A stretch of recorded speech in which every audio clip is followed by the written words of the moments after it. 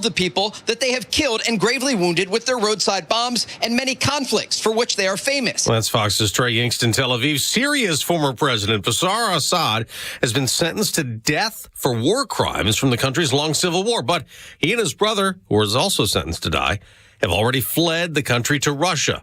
But Assad's cousin did not. Atef Najib was in court in a cage and also got a death sentence. America's listening to... When it comes to supplements, two things matter most. A, that it works, and that you can trust it. Rather than just tell you about Relief Factor, we'll let our audience do that. We hear from people every single day whose lives have changed, and I want you to hear a few of their stories. Joni shared that before Relief Factor, her husband couldn't open his hands in the morning and had to give up playing the guitar. Now he wakes up with flexibility, and he's back to playing music. They are both recommending Relief Factor to friends as a way to enjoy the things they love again. I get what Joni's husband went through. I couldn't paint. I couldn't button my own shirts in the morning. The pain made it so difficult to hold a paintbrush or button my shirts. It was horrible. And they make it really easy now for you to find out if you can be the next person that's telling us about Relief Factor and how it gave you your life back. 3 weeks, $17.76. Try it. ReliefFactor.com, 800-4RELIEF. You'll connect with their friendly local team, and they'll do everything they can to help. We hope you soon will be sharing your story with us as well. ReliefFactor.com. WFOM and W292 EV Marietta, a Dickey broadcasting station. This hour is presented by Subaru of Gwinnett. You'll love the difference. The Morning Extra, only on Extra 106.3. Morning, y'all. Tug and Los. Good Tuesday to you. As we sit in here and laugh, along with Glenn Beck, not at him, but along with him, about all the great things that Relief Factor does. Like make people turn backflips and things. That's right. I was unable to walk down the stairs. Now I can dunk on Bryce and everybody else. I couldn't close my hands. Now, with Relief Factor, I can do jumping jacks. That's right. It's amazing. Tug can do standing backflips now. Dude, I don't got to run. I don't need a trampoline. Nothing. Just stand in one place. Whoop, whoop, and do backflips. You know, it's just it's an inflammation reducer. And that's the whole goal, is like to keep the body from being inflamed. Yep. Mm-hmm, mm-hmm. And if you can be like Bryce, you can have like a 22-year-old body. Yeah. Where nothing phases that man. Feels much older than that. Well, that's because you get up early. Yeah, that happens. It's on the knees. Okay, all right. Is it playing ball, you think? We need to get you some Relief Factor. Yeah, I don't know what it is. Bryce will be the next testimonial. That's right. Bryce is going to tell us, like, I couldn't even play co-ed softball. Now I'm in the Olympics. That's right. I started out trying to play soccer, and now I run 27 miles a day. That's right. I gallop next to horses. Not on their back, but next to them. I think I'm going to put that right on my list of... So I always wanted to dunk, and I could get to the rim, but now as you age, okay, that's not going to happen. Oh, my God, I can't even touch the net anymore. That's right there with the running a marathon. Like, it's the training part. Yeah, I don't have any desire. I like to take a nice walk in the neighborhood. Yeah, we walked 2.5 miles yesterday. Okay, there you go. How many steps are 2.5 miles? Because I feel like everything is gauged in steps these days. Oh, I don't know. I put and this is a comment on technology. Mm-hmm. So I wear a heart rate monitor, and it tracks all your stuff. And here's how far you've gone, and here's what your heart rate was, and all that sort of stuff. When my mom saw it when she was in town like 2 weeks ago, she started asking my wife, is he sick? Is there something wrong with him? Why is he wearing that thing? What is that? What's that device, that mechanism? It's a heart rate monitor. Like, haven't you seen the athletes that wear like what looks like a sports bra where they track the analytics? It's like, it's just a little bit more data. That's all. Between 5,000 and 6,250 steps is average for most adults in 2.5 miles. So you got the bulk. If they say 10,000 steps, that's what I always hear. I don't know that for sure, but that's what I always hear. 10,000 steps. Dude, you got the bulk of it done right there. I like wearing a 15-pound weight vest when I do it. Okay. And so by the time that I'm going up the hill and my wife's there comfortably walking with the dog and I'm sweating and like heavy a stuffed breathing. pig. Yeah, heavy breathing. She's looking at me like, is this where he's going to drop? Is this where it's going to happen? I'm like, yeah. Well, better take out some good insurance or something. Exactly. She's like, well, got the life insurance on him. We'll be set for a while. No, actually, babe, I'm wearing this and huffing and puffing so you don't get to use the insurance. That's right. I'm so trying to make quickly. it harder. That's right. Increase the difficulty of the workout. That's right. That way, I'm in better shape. That way, I can be here to walk our daughters down the aisles and watch them graduate college and all the things that, that maybe even be a grandpa one day. That way, my mother will also freak out when she sees me. Like, what is he wearing that for? Is he dying? What seems to be his problem? That's right. My parents were not so big. funny. Yeah, I remember back in like the 80s when like their version of working out was wearing the trash bag. Yeah. You know, I remember. those suits. I remember guys in high school trying to cut weight for wrestling. Oh, sure. Yeah, absolutely. Yeah, they would wear the trash bags. They too. would wear I remember we had them in the house, and the parents would do their, sweating to the oldies in the trash wearing bags. leggings and things. All that stuff. Yeah, dude, the 80s was good. Can you imagine? Things have evolved. Yeah, and I'm no Jane Fonda fan. I think she's lower than a snake's belly, but a lot of people were dancing to the Jane Fonda oldies. They would do that Jane Fonda workout video. You got to be kind of old school to spend your summers where you would watch Sports Center at, let's say, 7 or 8 o'clock. And then during the summer, before actual sports would come on, it was Body by Jake, Jane Austen, and every now and then you would get World's Strongest Man. Yeah, I remember seeing those. Until you got real sports again at like noon. They would like put a chain over their shoulders and pull a bus. Pull a 757. Yeah. That used to be the programming on ESPN. Who came up with that? Saturday idea? mornings. Or not even Saturday. Weekday mornings. Yeah, weekday mornings, yeah. It was so funny because I remember thinking, even as a kid, like. Or Denise Austin. Yeah. There you go. Yeah. That sounds right. Yeah. I'm like, not the author, the workout lady. I knew who you meant. You said Jane Austen. Something just didn't sound. You shot back to high school. Yeah, I you're did. like, isn't that the woman that sat there with the monkeys? That's her.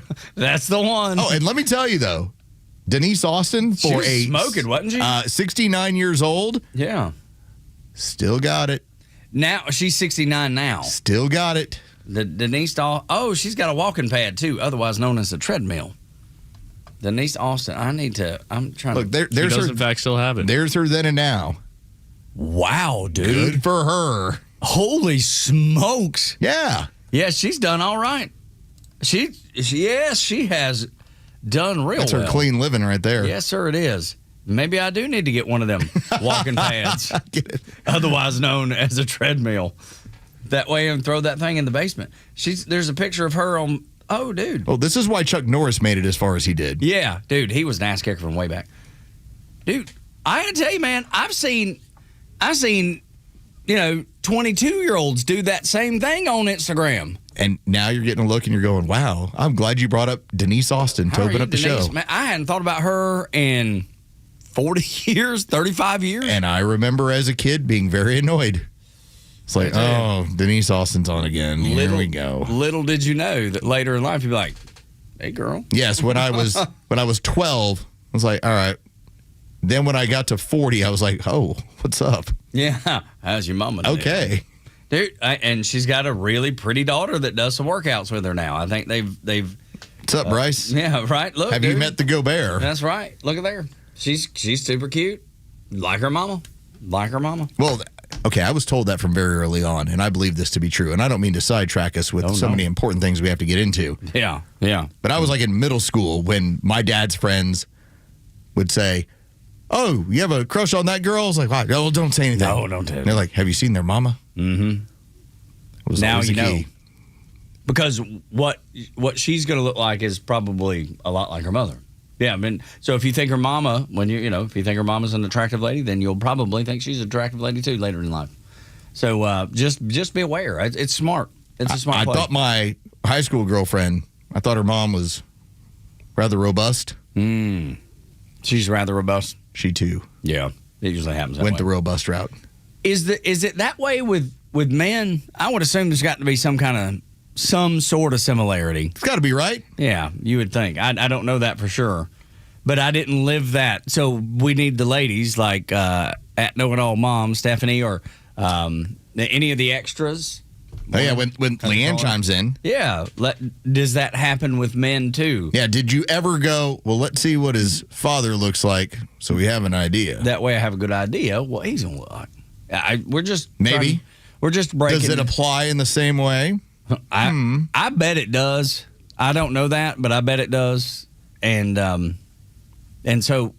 Because women have conversations like the girl conversations are real. I bet you see that a lot with 3 in the house. My wife is doing a beach trip with a bunch of our old neighbors, and I'm willing to bet, because they're doing the Thursday through Sunday thing, I'm willing to bet they talk about everything under the sun, including how we're aging. All the husbands are aging. Yes, 100%. Because some of us are falling apart.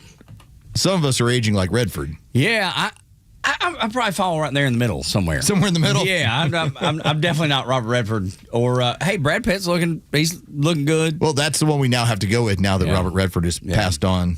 We have to now say, well. Aging like Brad Pitt. But Brad Pitt he was gorgeous at like 20. The man's like gorgeous at 50. Yeah, he's a good looking dude. Like Redford was still like the dude's dude. Mm-hmm. Like even when he was doing Marvel movies at his age, he still looked like a guy's guy. And all the dudes are like, yep. Yeah, that's the guy. Dude. That's the dude. Yeah, and ladies were like, yes, he is. And nobody had any doubts about Robert Redford. God, man. Can you imagine just being an ass kicker like that your whole life? Your whole life. Just nothing but ass kicking. Every room you walk into and they're like, there's the ass kicker. And you don't even have to kick anybody's ass. No. It's just that's the guy. He's the dude. Yeah, I've never had that. So I've walked in and they're like, that dude's a hillbilly. I have never tried to portray that sort of energy. It's always been, all right, I'm here. Yeah, What's exactly. up? Yeah, that. But I wonder just one day. Just one day to walk in every room you walk into and everyone's like, there's Tug. He's an ass kicker. Remember, what was that movie, Mel Gibson, What Women Want? When you would hear that, you could hear all their thoughts. And, Mel Gibson's a good looking dude too, but he would walk in and it was that, you know what I mean? He knew immediately what they were thinking. Yeah, and I want that ability on the day that I'm the ass kicker. Yeah, because you don't want it otherwise where it's, Yeah. He looked like he didn't sleep well last night. He's wearing sweatpants again. I guess just take some relief factor. Yeah, and then everything, right back to get that relief factor, and you're ready to dunk on everybody. That's right. 6 o'clock hours brought to you by Subaru of Gwinnett. Lord, let's get to the first thing to know this morning. He tuned in to the morning show and said, give me the truth today. She poured her coffee, grabbed her phone, whispered, Lord, light up the way. They could hear the leftist talking. He said, this is my daily fight. If they take me to the office, they won't take my common sense alive. There was the morning Hands in the air. At the dawn of Can we long tease? Should we long tease? Definitely. As we get into the 7 o'clock hour, we are not going to leave alone all that Fauci phone stuff. You can't. Because that's some demon work. So we'll focus on something decent to start with. Less demonic. Less demonic. Less evil. On a Tuesday morning, we're starting with less demonic. As I'm walking in the neighborhood with my wife, telling her about that portion of the news. So my wife actually tapped me on the shoulder about it. Oh, she was following. Yeah, she was really upset by it. And because I don't want to get it all into it now because 7 o'clock matters. But when we talked about menstrual cycles, remember her sister had a really big problem with it. And the doctor told her, no, you didn't. Had a big thing in our home. Yeah. So we'll get more into it as his cell phone that Senate committee was able to get a hold of, found out a whole lot more data. And we're going to be finding out even more probably over the next week or so. But just that he knew about the problems that you had going on in your home or people you knew. I used to say this, and I would immediately have people on X fire back at me. You think you know more than the doctors do. No, I didn't. But they knew what I was saying, too. Yeah. They knew. Also knew what I was saying was the big correct. problems that were going on with that shot. And lied to you about it. So that at 7 o'clock. Long tease. Yeah, there we go. But it's going to be valuable. It's going to be a good conversation because there is some stones to turn over. Yes. Braves yesterday lost, 6-4, I think? No. 8-5. There we go. 8-5. Bryce Elder. How did I get that wrong? That was a tough one, buddy. It's Tuesday. It was hard to watch after the first inning. Well, Yes, but they got back into that ball game. I was watching. I stayed with it. It got to 7-5, and in my mind, with where the Mets were with the bullpen, I was like, okay, they're gonna make this thing happen, and they just couldn't dig out of the hole that was created early on in that ball game. Yeah. I didn't get to watch a whole lot of the game, and then just watch the very beginning. We had dinner plans, and it was nice, it was great, but I didn't get to watch the game. So I was trying to keep up with a little bit on my phone, but not look like you're not paying attention. It was 5-0 in the first. Yeah. The Braves came back to score 2, and you're like, okay, this thing is on. And then the Mets tacked on 2 more until they had 7-2, and the Braves were really digging out the entire way. But yeah, that's how they opened up the 3-game series with the New York Mets over here at Truist Park. And the Mets on a 4-game winning streak. So Got a little something going. Yeah, look, they've been god awful. So anything is a glimmer of hope for them. They're the only team in the NL East that has a winning record against the Braves. Mm-hmm. And they're not good, but that's just the team this year. It happens. That's man. just the team. It used to be year. the Marlins back in the day. Oh yeah, every year, no matter what. It's like, why do the Marlins keep playing to the Braves like 500? I don't know, but they always do. Anyway, so there's that. That was not a nice. Because another Bryce Elder experience last night. Yeah, it's okay. He's gonna be fine. It was he pitched good the last couple before that. Okay, It was a struggle. it was. Yeah, and look, you're not gonna be great every time. Now listen, the struggle bus pulled up in the first inning and said, "All aboard." Hold aboard! Just like an old carnival barker. Come on in, get on, let's come go. on. Yeah, right here. Come on, welcome. Let me punch your ticket. No relief factor allowed on this one. On this struggle bus, y'all must keep it. That turned into, we can't burn the bullpen to open up the homestand. Yeah. Bryce, not our Bryce, but Bryce, you go back out there and keep pitching until we tell you to. We're going to take you out there and let you get beat in the face for a little while. Can you just take the punches to the face? Can you get us through 5? Yes, Thank that's you. right. Quickly, Donna Brazile, she did something that we talk about last week, I guess? Yeah, we got into it last week. They just won't let it go, man. So The Donna comparisons. Brazile was on ABC over the weekend. And so the talking point has been, well, the energy that is going on the Democrat side, which you're starting to see more of these people, including people like Joe Scarborough, who are like, stop it. This is not going to work for us. This is bad. He went off The more on his show. that the DSA continues to talk, the more excited they're getting. We'll see where some of these elections are going, and notably in Wisconsin that we have coming up that's going to be this evening, as we'll get some of the results there. The energy on the Democrats are looking over and they're like, well, they've got energy kind of like the Tea Party did. And the Tea Party in 2010, the rise of that was all about government spending and the rise of government, the size of government. Now, okay, the good news. As it stands now, federal employment is down to like 1940s levels. Woohoo! Which is great, because every dollar that's not in the federal government is in the private sector. Where it needs to be. The bad news is we're still spending a crazy ton. So, good and bad. But Donna Brazile, as she now has the talking points, it's try and make this out like the Tea Party, who just wanted to get spending under control and taxation under control. Let's try and make the DSA sound the same. But as you know, I've been in this big tent party probably longer than most people, and I can tell you we're having the same kind of growing pains I saw on the Republican side, whether it was through the Tea Party in 2010, the activists who helped to bring about the MAGA movement. And with all due respect to my friend Donna, there's nothing like, you can't draw any equivalence between the Tea Party movement and the socialists. For one, the Tea Party folks weren't trying to bring about the downfall of Western civilization and the United States of America. Abolish the police, abolish ICE, abolish borders, abolish the Senate, abolish the Constitution. There was nothing like this in the Republican Party. So it's an extreme political ideology that is gaining traction. The Democrat leadership has lost control. They know it. And People like Alexandria Ocasio-Cortez, Hong in Wisconsin, Abdul El Sayed in Michigan. You talk about the Big Tent. The Democrat Jewish Attorney General of Michigan cannot even go to her party's nominating convention because she says, I won't be safe there because of the supporters of Abdul El Sayed.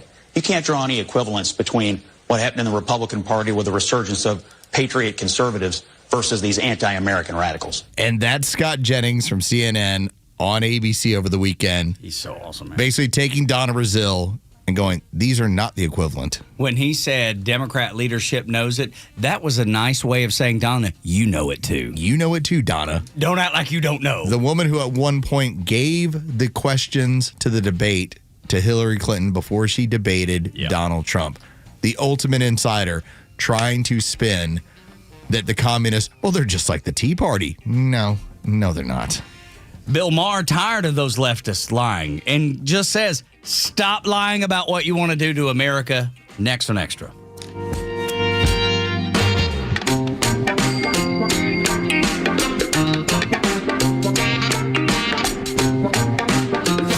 The Morning Extra has you covered until 10 a.m. Then it's Glenn Beck, Clay Travis, and Buck Sexton at noon, and the Kimmer Show taking over at 3, only on Extra 106.3. Morning, y'all. My name is Tug, speaking on behalf of Chuck and his team at Central Heating and Air Conditioning. Georgia summers, they are hot. You might even be wearing short sleeves or something today. I don't know. As hot as it is. And crazy thing is, in our studio, it gets so cold. Of course, yes, Central takes care of ours too. The room here is so perfectly regulated. The temperature's just right. There for a while, man, I had to put a little jacket on because it got so cold. Even in the summertime. I don't know how it is at your house. Hopefully, it's comfortable like it is for me sitting here in the Extra studio. Georgia summers are hot, humidity, and it can make your home uncomfortable. I hope that's not what happens at your house, but if it is, call Central Heating and Air Conditioning. And they recommend a whole house dehumidifier. Works with the AC, removes excess moisture throughout your house, and improves just the comfort overall for everybody, all your family, and gets rid of those musty odors. You know, the ones that you specifically have in the basement, gets rid of that. Just a healthier indoor environment. Right now, you can get a new system, upgrade. Qualified homeowners can receive up to $1,700 in rebates and 60 months 0% financing with approved credit. They've been serving families in Georgia since 1947. Second generation, locally owned company. Chuck lives about, 9 minutes from where we sit here at the Battery. So it is a local company. Yes, Chuck is a real guy. Call 770-GET-HEAT and ask for him later today. As if Chuck is in the building. They're going to tell you yes or no. Maybe he's taking the day off. Who knows? But yes, they will know who I'm talking about and who you're talking about when you ask. Or you can go to centralheat.com, delivering carrier comfort for the world we share. What a season. The boys are giving us plenty to celebrate, but if you've celebrated a little too hard after a win and ended up in jail, you need A Second Chance bail bonds. We handle bonds from the stadium to the city, and in most cases, we can have you or your loved one out in a matter of hours. A Second Chance. It's better to know us and not need us than need us and not know us. Call A Second Chance 24/7 at 404-BAIL-OUT. That's 404-BAIL-OUT. Or online at atlbail.com. I'm Patrick Brown, former Army Ranger in the United States Army. Like many service members, I had to make difficult choices when leaving the military, and the most challenging thing was finding purpose in a new phase of life. Housing, employment, education, way too many decisions and no idea where to start. That was until I met the Warrior Alliance. They made it simple. They listened and quickly connected me to the services I needed. And like a trusted friend, they even followed up to make sure I was squared away. Change a veteran's life today by donating at thewarrioralliance.org. Helping warriors navigate to success after service. Summer is coming to an end and football season is about to kick off. There are plenty of things to celebrate this time of year, but when this celebration includes alcohol, do not make the wrong decision to drink and drive. Georgia has a zero tolerance for drunk driving, meaning all drivers caught over the limit will be arrested. No exceptions, no warnings. That's why the Governor's Office of Highway Safety reminds you to avoid the risk of a DUI arrest by planning ahead for a ride with a sober driver. Sponsored by the Governor's Office of Highway Safety. Still on the fence about a fence? Hi, this is Jared with Accent Fence. Protect your home, your family, and your pets with a brand new fence from Accent Fence. Whether you want the classic look of wood, the durability of aluminum or steel, or the affordability of chain link, Accent Fence builds it right the first time. And with no money down financing available, your dream fence is more affordable than ever. Read our 5-star customer reviews online and see why so many homeowners trust Accent Fence. For quality, craftsmanship, and dependable service, visit accentfence.net today for your free quote. The stories that matter to you. These are your Georgia headlines. It's Tuesday, August 11th, and here are your headlines. A New York judge has temporarily blocked Mayor Zohran Mamdani's luxury second home tax, ordering the city to halt its rollout. The judge said the administration failed to properly determine which homeowners were subject to the surcharge. The city says it plans to appeal the ruling. The NCAA and the FBI are teaming up to protect college athletes from online exploitation. The partnership will educate student athletes about scams, sextortion, and protecting private images and personal information. The goal is to help athletes recognize warning signs before they become victims. And finally, ICE says a major immigration operation across Georgia resulted in more than 1,200 arrests. ICE says 720 of those arrests had criminal charges or convictions, including offenses involving drugs, weapons, assault, and crimes against children. The Georgia operation comes after ICE made nearly 51,000 arrests in July across the nation. It will be partly cloudy with yet another chance for storms and showers in the afternoon with a high of 90 and a low of 73. Your Extra 106.3 headlines. I'm Bryce Gobert. Kamala Harris is back, and Los, she thinks something that the rest of the country is all in favor of is absolutely nuts. She's my best friend and her own worst enemy. She really is. That is a woman that the more she talks, the quicker we find out, man, there's not a lot there as a politician. Like, there are certain people that are magnetic in their personality. And you find yourself saying, I want to hear a little bit more about what they have to say. And there are people that are on the opposite side of the aisle. I have talked about Nancy Pelosi glowingly, not because she's some amazing politician, but behind closed doors, that woman is an animal. And the stuff she did in the House for years, you're like, man, you were herding cats. You were in charge of all sorts of crazy people. And when you told them to shut up, they did. And those that didn't, she's like, I'm controlling the dollars, you're out. And that's what she would do. She ruled with an iron fist. Kamala Harris has none of these things. She's not magnetic in personality. She's not cutthroat, ruthless, power, any of these things. In fact, this ended up being Donald Trump pinning this to his profile on social media. When 86% of the country is asking for you to verify who you are to vote, Kamala Harris decided, I'm going to take to social media and tell you why this is such a bad idea. Hey everybody, so they're trying to mess with your ability to vote, just to break it all down. You've got the Supreme Court. They just sealed the deal with this case that just came up recently, the Calais decision, which basically took the power out of the Voting Rights Act, which was designed to protect your right to vote. So you got the Supreme Court doing its thing. Then this president is trying to push this SAVE Act, which basically would require that for people to register to vote, you're going to have proof of who you are through a passport, which a lot of Americans don't have, or a birth certificate. Same point, obstacles to make it difficult for you to register to vote. She acted like, dude, it was American Ninja Warrior. Yes. Obstacles. Like, this is some great new information. Like, I don't know if y'all have heard. ID. Your driver's license. The one that everybody has.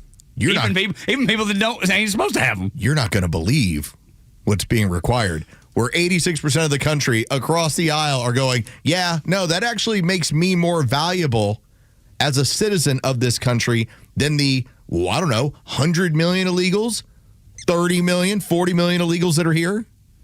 You have to run across this pond that has all kinds of alligators in it. Obstacles. That's what the obstacles they're putting in front of you.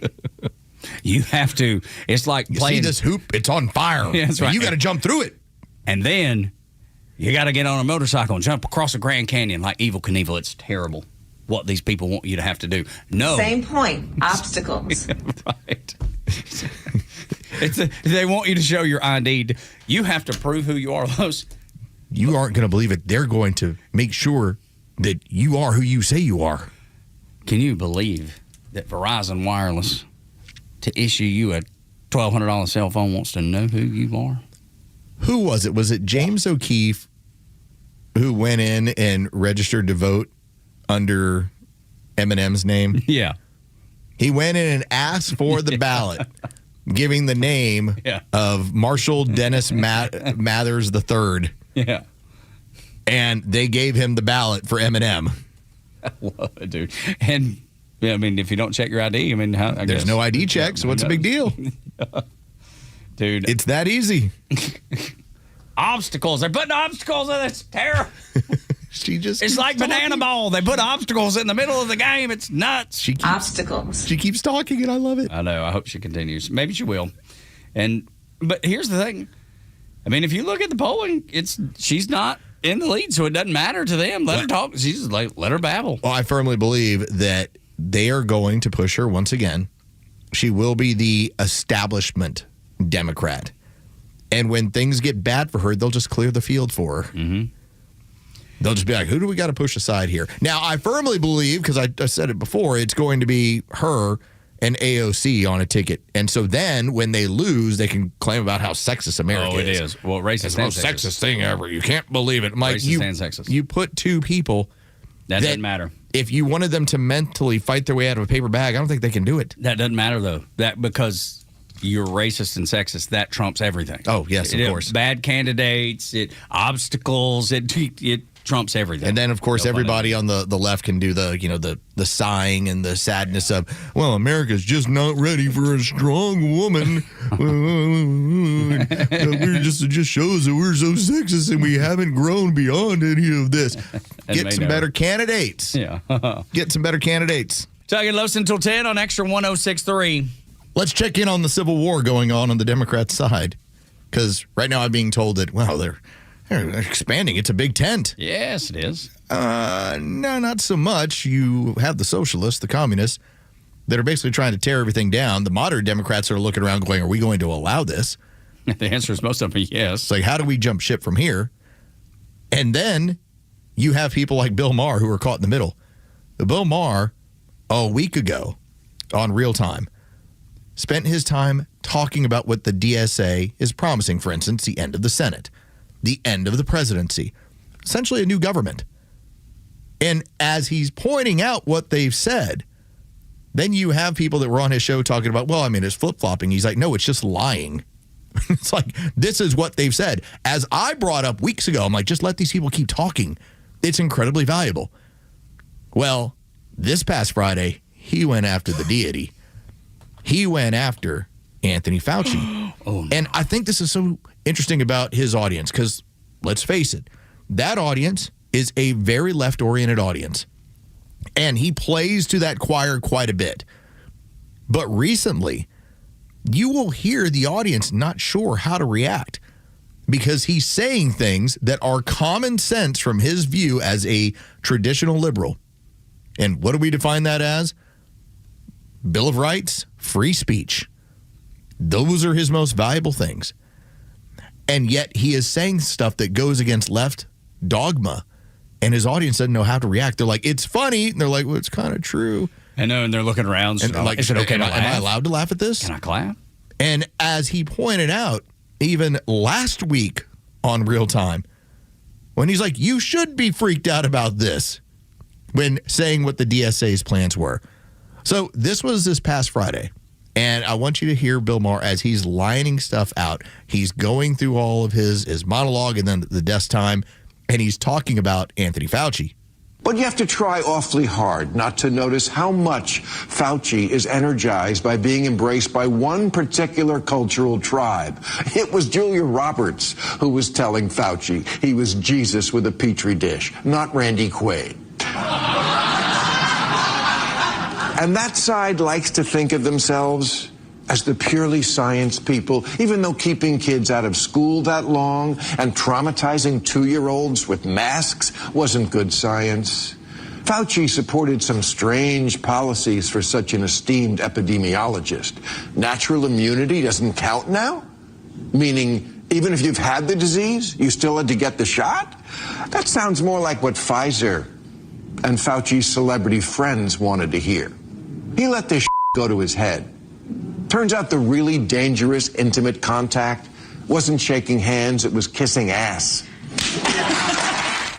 And you can hear that audience like, they eased into the clapping. And they waited for the last, it wasn't? They're looking around. It was kissing arse. Yeah. And they're like, yeah, we can get into that. All right.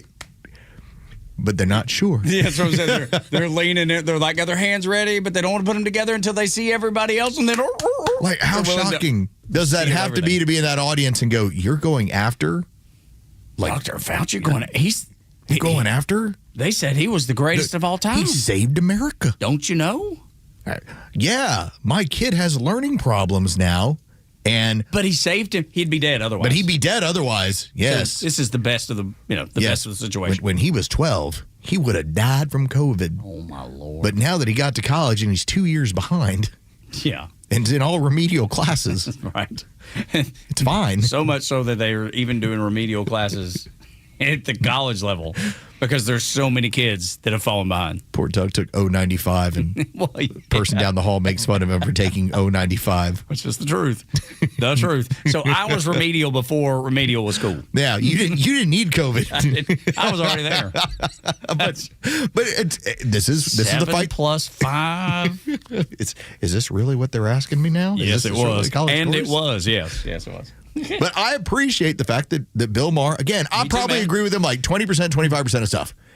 Let's say it was 50. Still, the other half of the time we don't agree with him.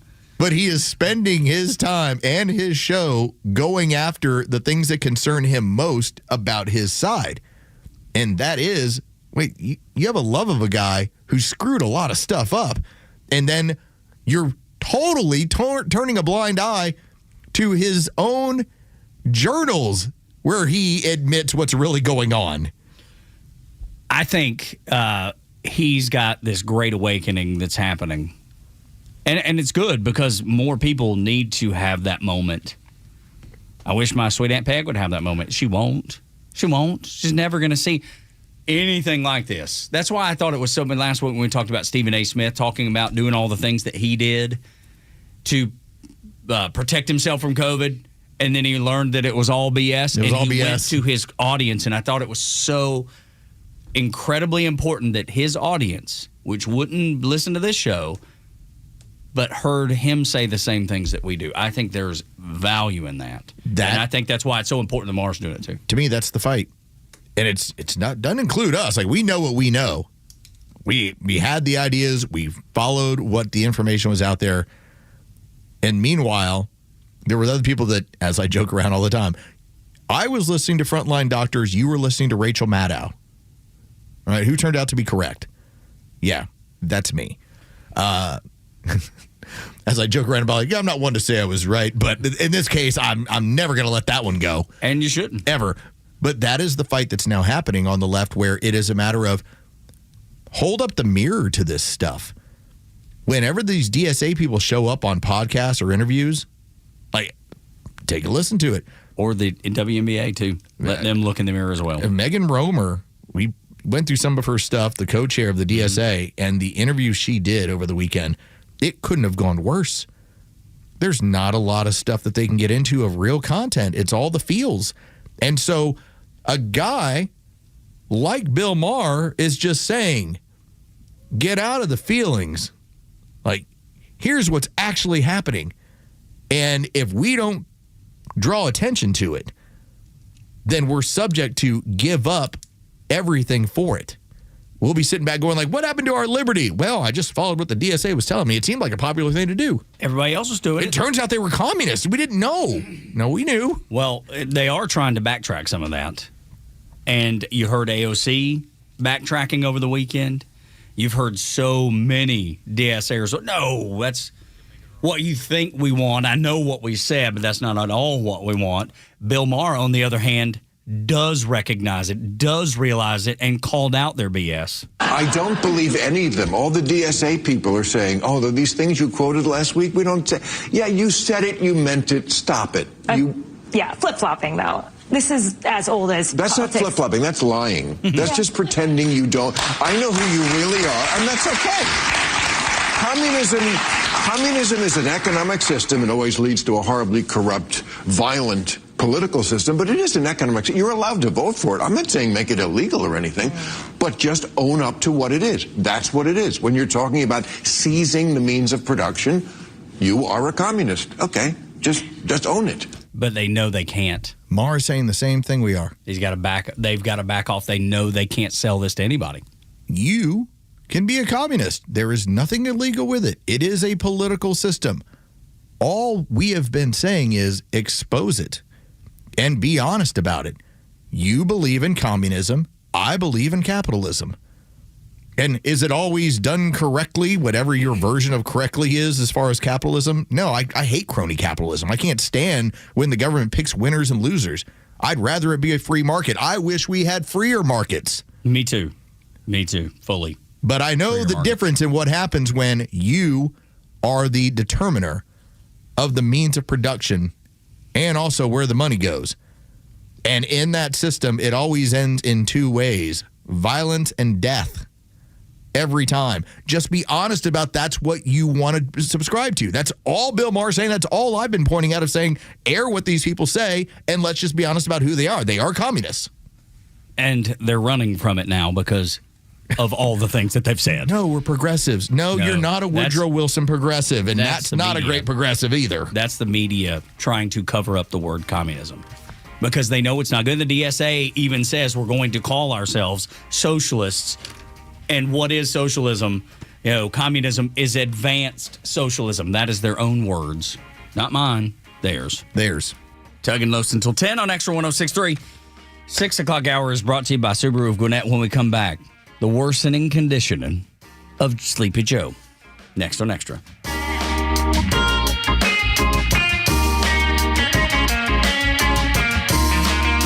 Extra 106.3 Sports, powered by 680 The Fan. Good morning. Here are your sports headlines for Tuesday, August 11th. The Atlanta Braves dropped the opening game of their 3-game series with the New York Mets at Truist Park last night, 8-5. The final. Bryce Elder struggled from the start, surrendered 7 runs on 10 hits in 5 innings of work on the mound. Game 2 is set for tonight. It'll be Martin Perez on the mound against Nolan McLean from Truist Park. First pitch is set for 7:15. You can hear the game action on our sister station, 680 The Fan, and for free on the Fan app. From the NFL, another day, another big contract. The Dallas Cowboys signed defensive tackle Quinnen Williams to a 3-year deal worth nearly $106 million. As for the Falcons, they're gearing up for week 1 of the preseason. They will match up with the Denver Broncos on Friday night. With your sports headlines, I'm Carlos Medina. Hey, this is Los with David from Atlanta, who just purchased his new car with the Honest Car Guy, the new, fully transparent way to buy your next vehicle. David, tell us about your experience. I had been looking for a vehicle for a couple months. The car buying process was a little challenging at first for me. I had some credit issues in the past, and I just happened to hear a familiar voice on the radio, and it happened to be the Honest Car Guy ad. I got in touch with Tom. Within 2, maybe 3 days, I had a vehicle being shipped here from Orlando, Florida. I have already recommended him to family members, several friends, and I'll purchase a car from Tom when I make my next purchase for sure. Friends, if you're in the market for a pre-owned car, truck, or SUV, get an honest car buy from the Honest Car Guy. You pay what we pay, plus an honest fee, and we back that up by giving you the bill of sale. That's our transparency guarantee. Call 844-SHOW-ME-1. That's 844-SHOW-ME, the number 1, or visit honestcarguy.com. Of all the radio ads I've ever done, I only advertised one thing that I think saved my life. My CPAP machine, sleep apnea. And I found the best CPAP dealer out there ever, Roddy, at CPAPs, etc. in Alpharetta.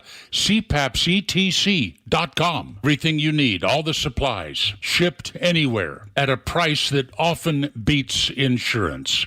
CPAPsETC.com. Go take a peek now. On the fence about a fence? Hi, this is Jared with Accent Fence. Make the right choice and call Accent Fence. Whether it's wood, aluminum, vinyl, composite, steel, or chain link, Accent Fence can build you the perfect fence for your home. And with no money down financing available, now is the time to get your new fence. Explore fence options and read all of our 5-star Google reviews at accentfence.net. Then call and set up your free in-home consultation at 770-995-7463. For a fence that lasts, visit accentfence.net. I move mountains for a living. Literally. That means I don't carry hand lotion, and when it comes to serious heartburn, I don't mess around with anything but Rolaids Max Strength. Its dual-active formula has 1,500 milligrams of calcium carbonate and magnesium hydroxide that relieves heartburn fast. And the best part? The roll fits right here in my pocket, so I can get back to moving mountains. Rolaids spells powerful relief. 1,500 milligrams is our highest amount of antacid per tablet. Read each label. Use as directed. Keep out of reach of children. Cummins Medical Inc. seeks facilities engineer in Alpharetta, Georgia to research and test design ideas to determine feasibility, utilizing lean manufacturing, Kaizen, Six Sigma, and/or root cause analysis to formulate and support innovation, corrective actions, and continuous improvement for all machinery. Provide engineering support, operation and maintenance of facility and utility systems. Position requires bachelor's degree or its foreign equivalent in mechanical, electrical, chemical, facilities engineering, or a related engineering-driven field, and 4 years of experience in a facilities engineering role working in medical device manufacturing environment. Must include experience working within CGMP, ISO, and FDA regulations, experience with robotic technologies, and experience with mechanical and electrical design of custom automated systems with SolidWorks and SolidWorks electrical software. Must have familiarity with chemical processing methods such as distillation and scale-up. Must include understanding of process control systems such as PID, PLC, PFD instrumentation. Submit resume at tinyurl.com/CHEMENCEFE. The Morning Xtra, every weekday on your drive to work. Sophie Cunningham, who last week got her teeth knocked out, this week it's the clothesline, and what we're seeing is the retaliation against a woman who is white, who has been in Sports Illustrated as a swimsuit model, who has come out against men participating in the WNBA, and now has black lesbians taking shots at her every time they can. It truly is trying to take what actually garners attention in that league and destroy it. Atlanta's only conservative news and talk station is Extra 106.3 FM and the Extra 106.3 app. Tug and Los until 10 on Extra 106.3. We've learned that. How do you say her name correctly? I think it's Dijonay. Dijonay. Sounds like something you put on a sandwich.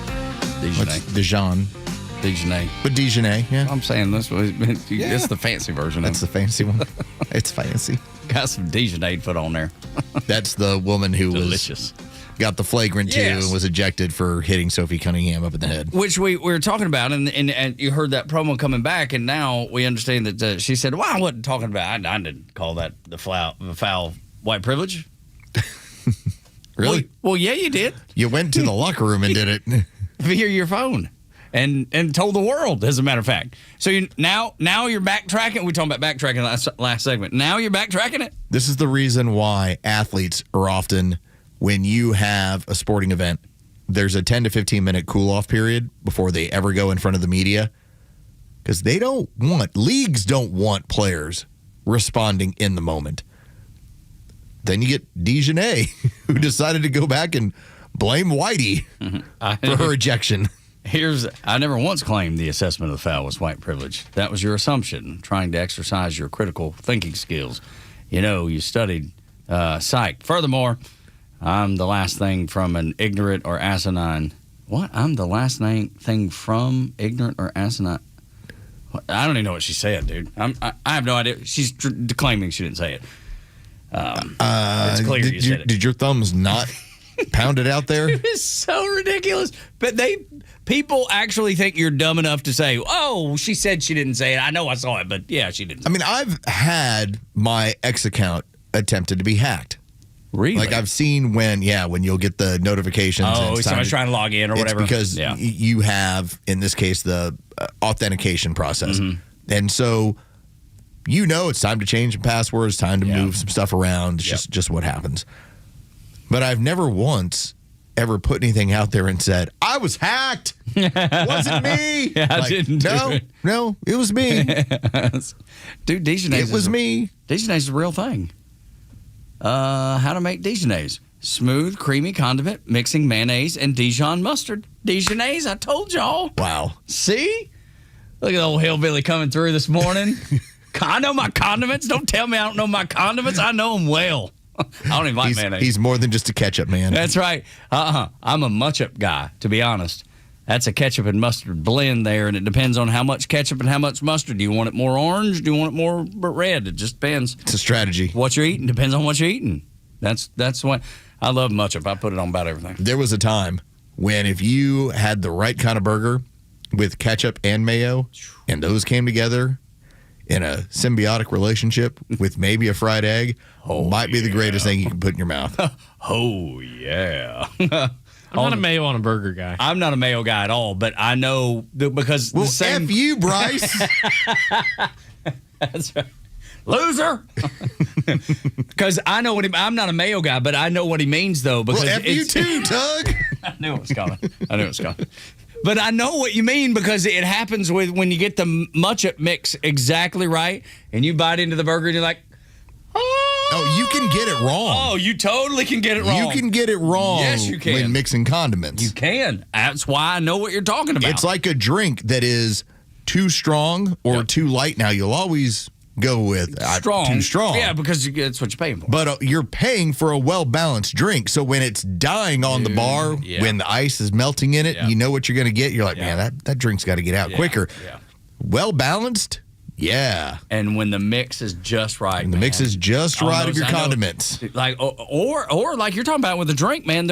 I have been to restaurants and they hand you the, like if it's a Bacardi and Coke or something, and it's the perfect mix. Yes. You just it's so well blended. You're like, can I get that all night? Whoever made that one, please have them make every one tonight. You pretty much want to give the Robert Redford knowing nod to the bartender. Like, yes, sir. Well done. That's right. Robert Redford making a return from the first segment this morning. Sleepy Joe. There's some things that are going on with Sleepy Joe, and what a wild story. He's not in good shape. Think about this. I know it's shocking to most people that he's not in good shape. Think about where we could have been had the media had its way. And I'm reminded of this from Alex Berenson, who had a post over the weekend. Love that guy. Hunter Biden is now saying that his dad's cancer has spread and that it's everywhere. This is going to be the end of Joe Biden. And as we said, there's only a handful of these presidents left. I mean, when you lose a president, it is an important thing. And I don't care if it's the worst president in history or that they won by the most strangest of ways. I was pissed at what they did to Jimmy Carter. I didn't think Jimmy Carter was a good president. You rolled him out to vote. Oh, my God. And he was on death's doorstep. Yes, it was awful what they did to that man. Yeah, it was terrible it's the awful way they did him. What they did to Joe Biden, too. Considering that at the end, Ronald Reagan was going through a lot of, because Nancy Reagan was very adamant about dementia and everything else that was happening to him. But you didn't see him publicly because of that. You were not going to leave this country with a lasting image of, here's a guy that helped beat the Soviet Union, and you're going to see him on death's doorstep and not knowing who he is. God bless Nancy for that. Well, so consider, Alex Berenson had posted this. He wanted to remind everybody, this was June 21st of 2024, 6 days before the media died. 6 days before Joe Biden got up on that debate stage and couldn't put sentences together and was all over the place. And the New York Times had an article. It said how misleading videos are trailing Biden as he battles age doubts. Misleading, huh? Misleading videos, huh? Oh, really? That's the deal. Fast forward to what happened over the weekend. Hunter Biden, this is a headline, says his father's cancer is worsening. In an interview with the BBC, Mr. Biden said that the former president, Joseph R. Biden Jr.'s prostate cancer has spread to his bones and was causing pain. He was already dying.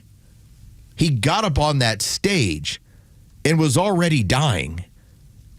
Now, not in the Hindu sense, we're all dying. No, he already had this aggressive form of cancer. Yeah.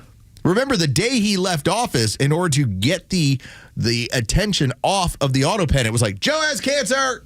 Joe had always had cancer. Of course. Joe was already dying.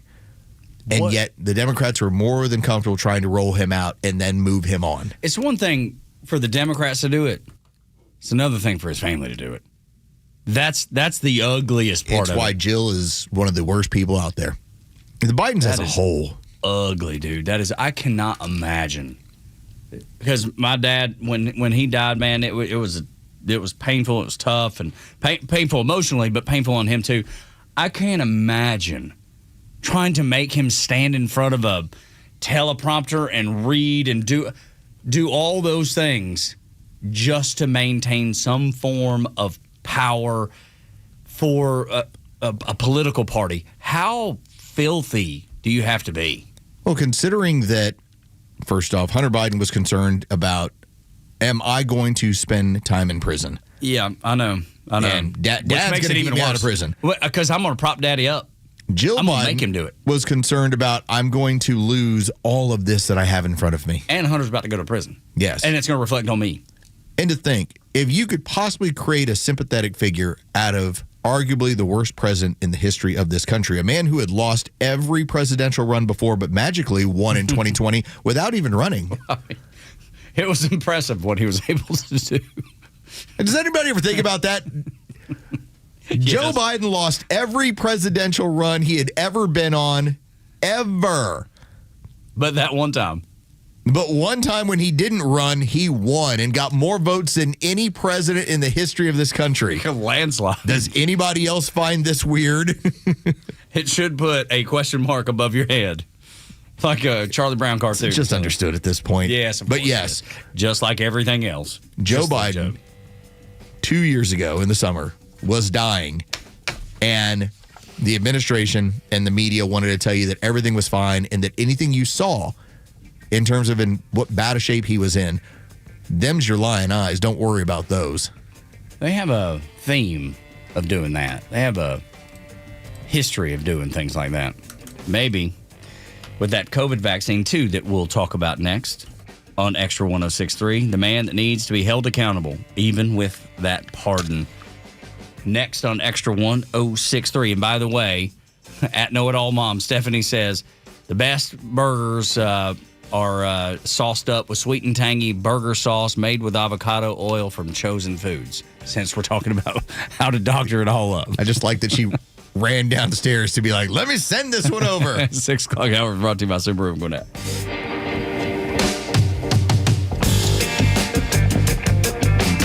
Fighting the communists with truth every day on the only conservative news and talk station in Atlanta. Extra 106.3 FM and the Extra app.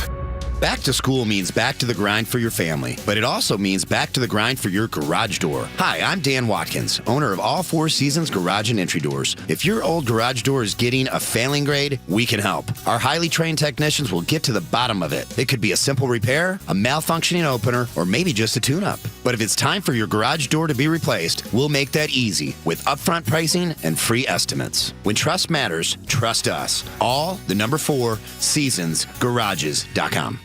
In a world where your yard has no boundaries, where the neighbor's kids cut through it like a public park, one company has dared to draw the line, literally.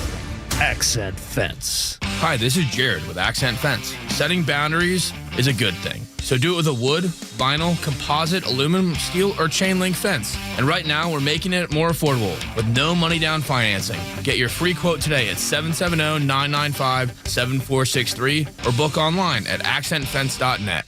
This is WFOM and W292EV Marietta, a Dickey Broadcasting Station. Locally owned and heard throughout Georgia on the Extra app. The polls are just opening in South Carolina.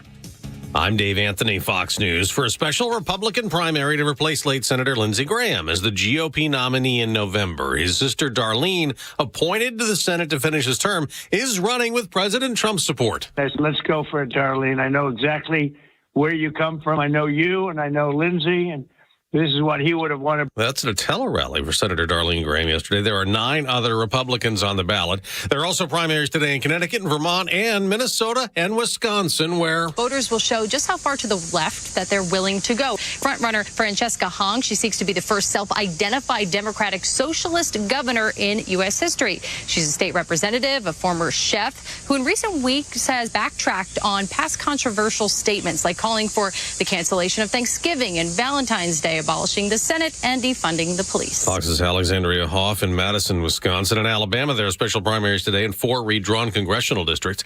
Back to President Trump. He's replied to Iran's demands the U.S. compensate them for damages from all the bombing and the conflict, turning it around, demanding Iran pay damages for all of the people that were so badly hurt, so badly wounded or killed, many thousands of people, and maybe damages for the 52,000 protesters over the last 4 months that were killed in Iran. Now, he is also the Strait of Hormuz shipping standoff continues. No, he's no longer in Syria to face execution, but the country's former leader's been condemned after fleeing to Russia along with his brother when ousted in a 2024 uprising. Bashar al-Assad and his younger brother Maher have received death sentences in absentia for crimes against humanity. The charges relate to Syria's 14-year civil war in which about 500,000 people died. The same case saw the former president's cousin also sentenced to death. That's Fox's Jonathan Savage. America's listening to Fox News. When it comes to supplements, 2 things matter most. A, that it works, and that you can trust it. Rather than just tell you about Relief Factor, we'll let our audience do that. We hear from people every single day whose lives have changed, and I want you to hear a few of their stories. Joni shared that before Relief Factor, her husband couldn't open his hands in the morning and had to give up playing the guitar. Now he wakes up with flexibility, and he's back to playing music. They are both recommending Relief Factor to friends as a way to enjoy the things they love again. I get what Joni's husband went through. I couldn't paint. I couldn't button my own shirts in the morning. The pain made it so difficult to hold a paintbrush or button my shirts. It was horrible. And they make it really easy now for you to find out if you can be the next person that's telling us about Relief Factor and how it gave you your life back. 3 weeks, $17.76. Try it. ReliefFactor.com, 800-4RELIEF. You'll connect with their friendly local team, and they'll do everything they can to help. We hope you soon will be sharing your story with us as well. ReliefFactor.com. The news and talk I can trust. Extra 106.3. Tug and Los until 10. Little Texas bringing in. I feel like you did this with intent, Bryce, or have you just been listening to a bunch of 90s country like you said earlier last week? No, more just looking for songs on the drive-in today. Okay, this is a good one. This song is just super up-tempo. It feels like summer. But the reason I thought it was with intent, because Los is from Texas, and Neil Boards, who's probably already listening to the show this morning, is from Texas as well. So when you play God Bless Texas by Little Texas, you've already hooked 2/3 of the people. Turn it up. Bless Texas with his own hands. Brought down angels from the promised land. Did you grow up loving the song? You had to. They would run these on all sorts of ads. Yeah. So you were just kind of like, yeah. Like every Ford ad ended right here. Yeah, turn it up, turn it up. God bless Texas. Yeah, so like anybody who's trying to sell a truck in Texas, Yeah. this is a song. Yeah, I've only been to Texas once, and it was 20 years ago. Went to see Duran Duran, of all things, at University of Houston. And Houston wasn't much. I was... I think I was one of 2 straight people in the venue. Well, I take that back. I love Duran Duran. But me too. Love them. I'd go back and see them again. But it was gay men and 40-year-old women, and I was, and Tug. And I was 28 or something, and my buddy was sailor friend. That's right. Totally fit. It makes perfect sense. But so not growing up in Texas, I love that song, and I love Little Texas. What Might Have Been was a huge hit for them. God, Brady Seals spun off and did his own solo career. One of these days, and I know it's difficult to get your wife to do anything like this, but one of these days, we're going to take the trip. It's going to be a show trip. We'll allow the wives and Bryce, and we're going to do Schlitterbahn, and then we're going to hit all the beer halls throughout German Texas. Yes, I will. Live music and German beer halls. So because of my ignorance, please help me understand. I mean, is Gillies in there? Where does all that? How does what am I going to see? So all of the communities around San Antonio, you do have a reason why it's Six Flags and Six Flags Over Texas, because there were 6 different nations that basically were in charge of Texas and who helped settle Texas. Well, all around the San Antonio area are all the German towns. So if you go to New Braunfels, which is just Braunfels, but now it's New Braunfels. Yeah. Well, that is the home of Schlitterbahn, which is the world's largest water park. If you go to Green, Texas, which is not Green, it's Gruehn, that's where all the beer halls. The same way that you've all heard of Luckenbach, Texas. These are all German settlements. Back to the basics of love, boy. And they are all beer hall live music places now. I'm trying to figure out what the connection is with New Braunfels and Miranda Lambert. I know she references that area, and I feel like there's a record or something that may have a title or something like that. I don't know.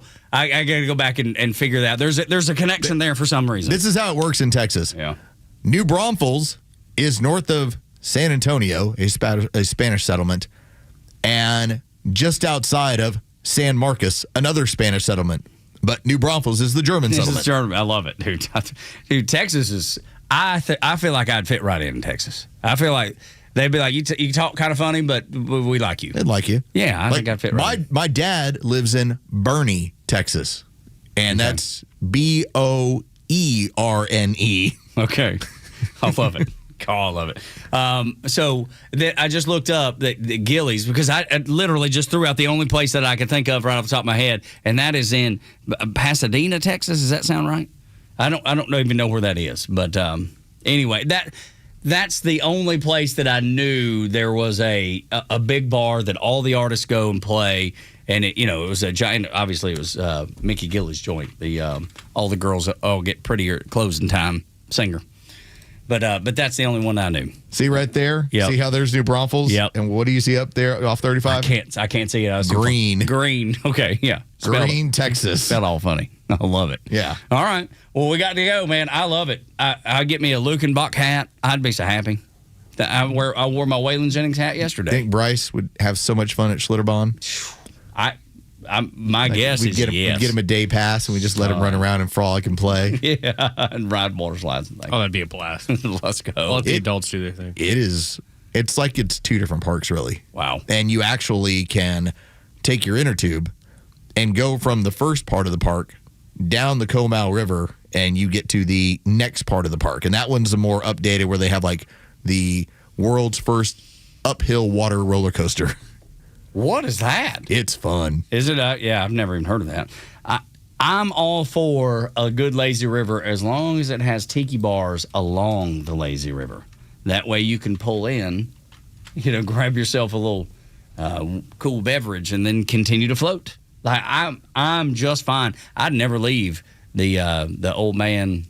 The little waiter pool. Well, I'm gonna convince you guys to Lazy River. Schlitterbahn at some point. Let's go, man. Now I'm in. I think Six Flags bought it, but hopefully they haven't ruined it yet. I could see where that would be problematic for sure. But let's get in there. Let's go before things start falling apart and rollers before they get too involved. That's right. Before they put their thumbprint on things. All right, Morning Xtra at Xtra 106.3. We could talk about the Braves. Let's do that later, because there's something more mighty that we need to get a hold of, and that is the text chain from Dr. Fauci that has been made public as the first thing to know this morning. Way out west, there's a show, the Morning Xtra, Tug Los, deep in the story, breaking news that's bold. You just want to make me angry, huh? Yeah, well, it's got to be. This me fired up, huh? Is unreal. It almost seems like it's unreal that some of these things that we're learning past Dr. Fauci, now that he's stepped away. It started with the email treasure trove and his weird diary that he kept on government computers. Now They were able to get his actual cell phone, and there is thousands and thousands and thousands of text messages. The data mining that is occurring, we're just getting the tip of the iceberg. Because as it's been described by Senator Ron Johnson from Wisconsin, it is like the first 1,000 messages. And there's something like 15 or 20,000 that are part of that phone. The one that jumped out, I think, to everybody, and I'm sure they released it with intent because they wanted you to know and understand. You should know. You should, absolutely. This man's right. a demon. This man deserves punishment. Will he ever get it? Hard to say. But you've taken his celebrity away. There's no one that can't know it. So much so that my wife was like, "Hey, did you see?" I'm so surprised she followed along with this. Like that it broke through because which is a good sign. Yeah, for those people that don't know, when it comes to Tug's wife, she is so involved in day-to-day operations at Dickey Broadcasting that the stuff that we deal with never hits her radar. Not really. She's just busy. She's got a whole other ton of stuff to deal with. So the fact that something that is on our radar showed up on hers is very encouraging. Yes, it is. It means it's breaking through. The dam is finally breaking through. But I think the big part of it, and we'll talk about the problems in first trimester pregnant women in a minute. But that wasn't even what it was for my wife. It was that her sister had incredible problems with her menstrual cycle. After the vaccine. After getting the vaccine. And it was awful for her. And she would go to the doctor, and the doctor was like, I was not sure. Could it? Never once suggesting that it could be the COVID vaccine. And this was happening to all kinds of women all over the place. Facebook had groups set up. People had set up I'm having issues, I'm looking for community, and Facebook was taking that down in order to make sure that there was not vaccine hesitancy. Now, much of this was being driven by the Biden White House. We talked about the difference in what was going on with the Trump White House versus the Biden White House, how censorship went wildly out of control. This is what I'm talking about. And the fact that your wife's sister had the exact same issue as my wife. Dude, what is the likelihood? What's the likelihood of that? Of two people sitting in the same and know a woman that had that same issue pop up. To the point, and I will remember it to this day. We were in our old house. My wife was on, we have a platform off the stairs. So it's like, here's one part of the stairs. Now it's platform, next part of the stairs. She was standing on that platform telling me, and this is April 2021, I think I'm going to go get it. And I was telling her, like, why? And first off, I'd already been like, you ain't sticking that stuff in the kids. And the more research that I was doing and more reading, the more adamant about it I was. But she got caught up in the whole fervor of like, we're all in this together and we can do it and all that sort of BS. Was there also a pressure from work? No. Okay. All right. Although the pressure from work was, well, other people are doing it. Which oftentimes is just enough. And here's the danger of social media, but also where I stand. I don't care what you send me. I don't care what you ask me. I really don't. Like, if it's interesting to me or it makes me laugh, I'll take part. But you can say that, hey, you're a bastard, and I'm like, cool. Or the guy that used to be like, 680 has a bigot on. I'm like, call management. Tell them I'm the biggest bigot on the air, and they're going to keep putting me on. I don't care. My wife, in my opinion, was caught up in the whole fervor of, I can't wait to put the sticker on my Facebook profile. Yeah. Remember when people were blacking out their profile or sticking the little sticker of like, COVID-19, we're all in this together? It's still available. I think. Let me go check. She did it. And it messed up her menstrual cycle to the point where when we had the discussion, now we weren't planning on having more kids, but if we had pondered it during that time period, it would have been damn near impossible. Which is the next step of this conversation. Not only if it was happening if two guys randomly, I mean, we've known each other for years, but what's the likelihood of two people sitting in the same studio for 20 hours a week that know a woman that had that same thing happen? That means there were thousands and thousands and thousands. And your point about the Facebook page is well taken. And those were being censored and put down, pulled down. Then it goes a step further. Women were having very adverse side effects if they were in their first trimester of pregnancy and getting that shot. It has been called now, and I've seen it pop up, I think Katie Pavlich, that used to be on Fox, now on News Nation. I saw her post where she called the COVID shot an abortion pill. All right, now let me just get into the data numbers of this, because this particular study ended up showing up in the New England Journal of Medicine. When you go through the Shimbukuro study, if you just take the entirety of the study, then it doesn't look like the shot causes any sort of extreme adverse reactions. If you take the entirety of the study and the amount of pregnant women that were within the study, the numbers still say about 12%, which is pretty typical for all women. Miscarriage happens 12%. The problem is that when you isolate for the first trimester, that's where the number explodes. Now, is it 86%? I don't know. That was what was pushed out. That's the number. That's the number that keeps populating. But it's more than 12. And this is the idea of informed consent. That you, at no point, did public health officials, including Anthony Fauci, and this is the importance of his text messages, they saw the safety data signals in pregnant women. And because they were concerned that it would cause hesitancy within the vaccine program that they were all making that money off of, they decided not to tell anyone. In fact, Fauci went on a number of different news programs to tell you there's been 20,000 women who have gotten the shot with no adverse reactions. That was just simply not true. And so when I would put data out and talk about it and people would say, you think you know more than the doctors, I thought I did. I was wrong. They knew what I knew. They just didn't say anything. That's what this information shows. They knew about this stuff. It's so awful to think of how many women were probably trying to get pregnant, going through the process, and sometimes for women it's very hard. There's a reason there's IVF and all that stuff because it can be challenging. And to think that you were able to get pregnant, because I remember my wife miscarried. This is going back years and years, obviously I remember having an ectopic pregnancy and a miscarriage. And it was brutal. It was absolutely brutal. It's life-changing. And I didn't understand it. I was trying my best to understand it, and I didn't understand it. Why she had such an I was just like, man, that's tough news. And then I saw the absolute meltdown in the car.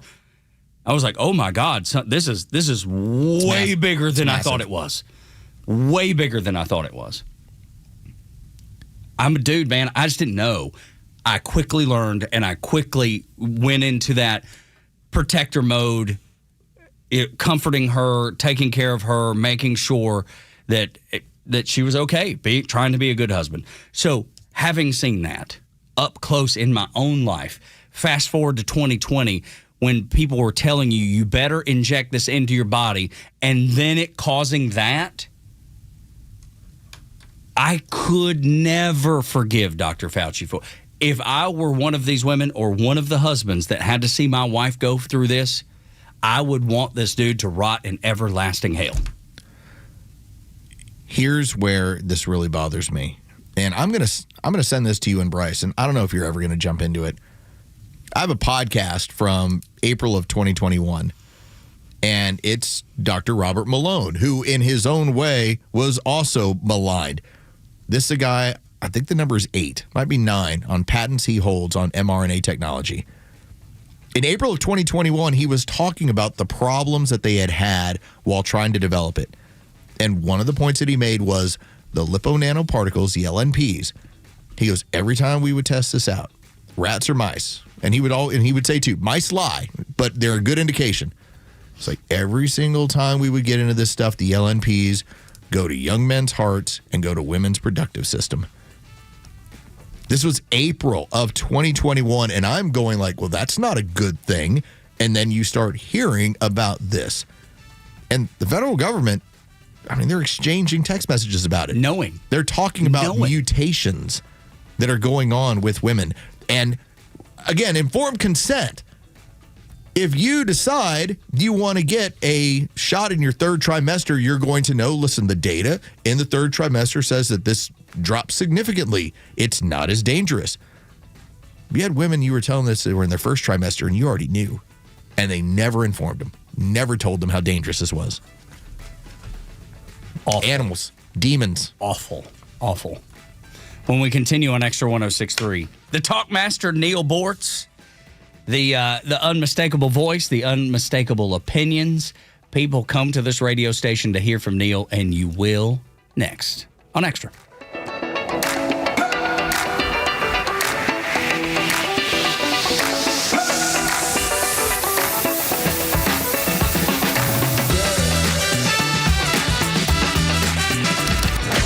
Stream Atlanta's only conservative voice anywhere you go with the Extra 106.3 app. Now equipped with Apple CarPlay. That means you'll always have Extra's crystal clear HD stream right on your dashboard no matter where you are. Download the all-new Extra 106.3 app now and start streaming. Hey, it's a Kimmer. Let me answer a question I hear all the time. Hey, Kimmer, if they're called peach-state windows, why are you talking about siding? Well, it's a fair question. I've known my friend Jeff Shea for years and years, worked with him a long, long time ago. While Peach-State built its reputation for windows, Jeff's been helping Georgia homeowners transform their homes with premium James Hardie fiber cement siding for more than 50 years. That's what I wanted when I did my last home. Windows, siding, doors, they're doing it all, and they do it right. And right now, how about 1,000 square feet of premium James Hardie fiber cement siding for only $6,985. Here's the best part. Price includes removal of your old siding, professional installation, and paint. A complete exterior transformation. No juggling contractors, no surprise cost. One company Georgia homeowners are trusted for decades. See your work. PeachStateWindows.com. That's PeachStateWindows.com. Here's the number. 770-485-8011. Peach State Windows. The name says windows. The experience says so much more. Your yard. It stresses you out between the watering, the seeding, the weeding, and mowing. And no matter what you do, you're never satisfied. Have you thought about artificial turf? It's low maintenance, it's pet friendly, and it looks amazing all year round. Those in the know use ATL Turf Go. ATL Turf Go is Atlanta's top choice for artificial grass installation. Let them build you a backyard of your dreams with a custom golf or putting green, outdoor kitchen or pool deck. They even specialize in custom concrete and stonework. They handle everything from design and grading to construction and drainage solutions. So whether it's residential lawns or recreational sports fields, ATL Turf Co. can build you a stress-free space you'll love.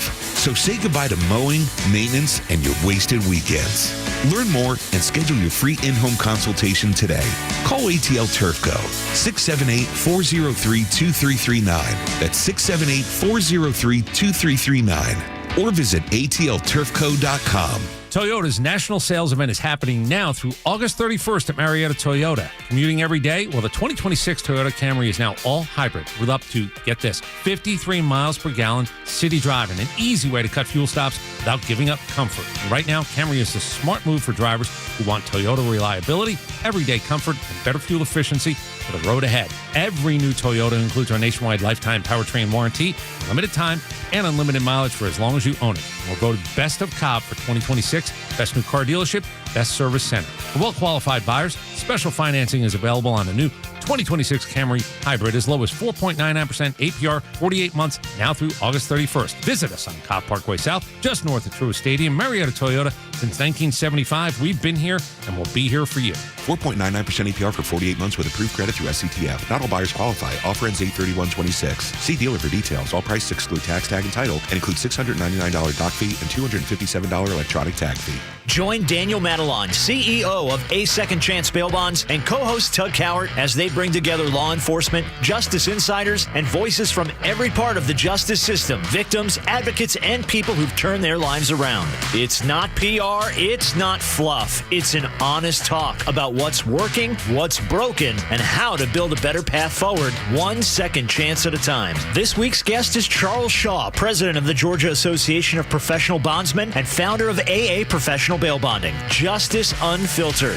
Unfiltered, informed, and unbiased. So you got into an argument. Things got heated. Then a fight broke out, and it landed you in jail. Now what? You need A Second Chance bail bonds. They can get you or your loved one out of jail quickly, in most cases, in a few hours. So make the right call.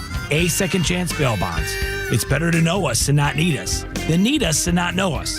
Call 404-BAIL-OUT. That's 404-BAIL-OUT or online at atlbail.com. Gentlemen, listen up. When it's not hard, it's really hard. Did you know that 50% of men over 50 have some form of ED? It's true, and I'm one of them. ED followed me everywhere. Heck, even my initials are ED. I'm Dr. Eric Deal from Total Body Therapy of Georgia, and I know ED. It can lead to feelings of embarrassment, stress, and sadness. But there's good news. I can fix it.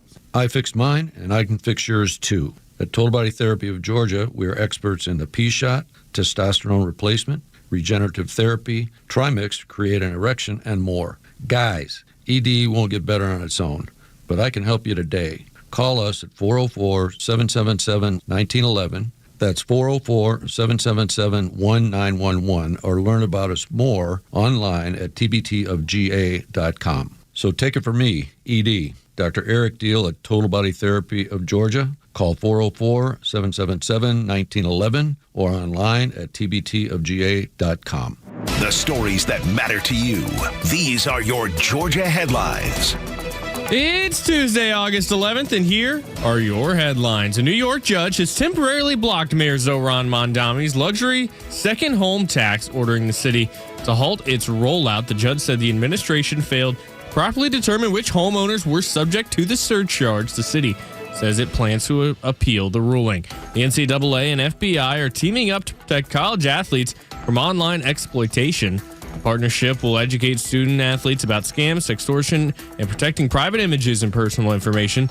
The goal of the program is to help athletes recognize warning signs before they become victims. And finally, ICE says a major immigration operation across Georgia resulted in more than 1,200 arrests. ICE says 720 of those arrested had criminal charges or convictions, including offenses involving drugs, weapons, assault, and crimes against children. The Georgia operation comes after ICE made nearly 51,000 arrests in July across the nation. It'll be partly cloudy with another chance for storms and showers in the afternoon with a high of 90 and a low of 73. Coming up next, the Talkmaster Neil Borch will join Tug and Los right here on the Morning Extra with your Extra 106.3 headlines. I'm Bryce Gobert. Oh, yeah! I feel like the Dukes of Hazzard. Jumping over a riverbank or right something. now I'm in the general lead. That's right. And Neil Bortz is riding shotgun, and we're both yelling about this is the only way we really know how to live. That's right. And God rest Crazy Cooter. Ben Jones has passed. Played Cooter on the Dukes of Hazzard. Now, I don't want to bring us down. Let's stay jumping over things with Neil Bortz, the Talkmaster. What's up, Neil? You do know that he was pretty much lefty, don't you? I did, yep. He was a Democrat state senator, if I'm not mistaken, wasn't he? I forgot. At any rate, Donna and I encountered Cooter at one of the Renaissance festivals on Hilton Head Island. Uh-huh. And at that time, he was already somewhat debilitated because he was riding around on what I derisively call a slob sled. Oh, he's on one of them rascals? Yeah. But we called it the Cooter Scooter. The slob sled. I love it. And oh, boy, did I ever get my butt in a crack one time. I was broadcasting from the Disney radio studios at Hollywood Studios. And I just made a remark. Look at all those fat, slobs out there riding their slob sleds around. Disney didn't appreciate that. Well, they had a little talking to. Yeah, I was wrong. Representative Ben Jones in the Georgia's District 4 of Georgia is where he is. Nice guy, but he I don't know what happened. Amoeba, something in his brain that just sent him far to the left. But anyway, the Queen and I are celebrating our 53rd wedding anniversary today. Awesome. Wowzers, Congratulations. dude. That's awesome, man. That is the true sign of wealth right there, long marriage. At a truck stop. Well, look, you know how to live. You know how to live. Yeah. Listen, you've been in better places, and after this long, you can do it wherever you want to. And we're headed for Florida, which is almost the whole state is under a heat advisory right now. Yeah. And we're a little bit bummed out because the place, our sanctuary from the heat, for the last I don't know, 6 weeks or so. Was two of them, one in Breckenridge, but the long one was in Estes Park, Colorado. Mm-hmm. And damned if they're not eminent domain from the National Park Service has come in and is going to take away that RV park, so we don't have a place in Estes Park to go to next year. I mean, that's not as bad as Fauci, but it's getting up there. And we're looking at the Oregon coast, but you talk about a long drive from Naples. Yes, sir. Oh, yeah. That's a haul. Yeah, all the way to the Oregon coast. Yeah, I saw somebody who did the trek they were showing how the stops along the way that they went from Central Florida all the way to Alaska. It's quite the trip. Well, we have quite a few friends that have done that, in fact. Yeah, that's a long one. I don't know if I want to subject the Bortz bus to a trip up to Alaska. Yeah, you might. Yeah, you might have some problems there. Okay, you mentioned Little Texas. Mm-hmm. Yes, sir. God bless Texas with his own hands. Well, Donna is quite a singer. Okay. And back in the high school days, she was part of what she called a sextet. I don't know what the hell that means. I think it's the amount of people. Yeah, it might be the number of people. I wasn't sure. But at any rate, she loves harmony, and I don't know of a group out there that does harmony better than Little Texas. Yeah, they were good. Yeah, they sure were strong. And that song, what might have been that at the very end of that record, when they came up with that, what might have been the last time. It's the best harmony I've ever heard anywhere. Kind of sounds like the Eagles a little bit. No, they're better than the Eagles. Oh, that's what I meant to say, but better than the Eagles. The Eagles are looking at Little Texas going, ooh. Damn, boys. Man, look at these guys. Nobody did it better. And then you were talking about, we'll get to some serious stuff in a second, then you were talking about Texas. And my father's family was German Texas. Okay, I was trying to describe this to Tug as far as all the German settlements, especially all through Central Texas, and the beer halls and the live music. I think he would really enjoy it if I was to get him to go. Love Fredericksburg. I talked to Lukenbach, Green, New Braunfels, all of them. And let's see. Oh, Berlin. Don't forget Berlin, Texas. That one too. What's the number one tourist attraction in the entire state of Texas? Ooh. Is it that water park Los was talking about? No. It's not Schlitterbahn, and apparently it's not the Alamo. It is not. The world's largest pickle. Is it anything like that? No. Well, go ahead. I'm done guessing. I got nothing else. Riverwalk, San Antonio. Oh, okay. That makes sense. Yeah, the largest. Speaking of tourist attractions, we passed by yesterday the world's largest easel. the stuff that people put in this country. Yes. Don't ask. I did the world's largest easel. Okay.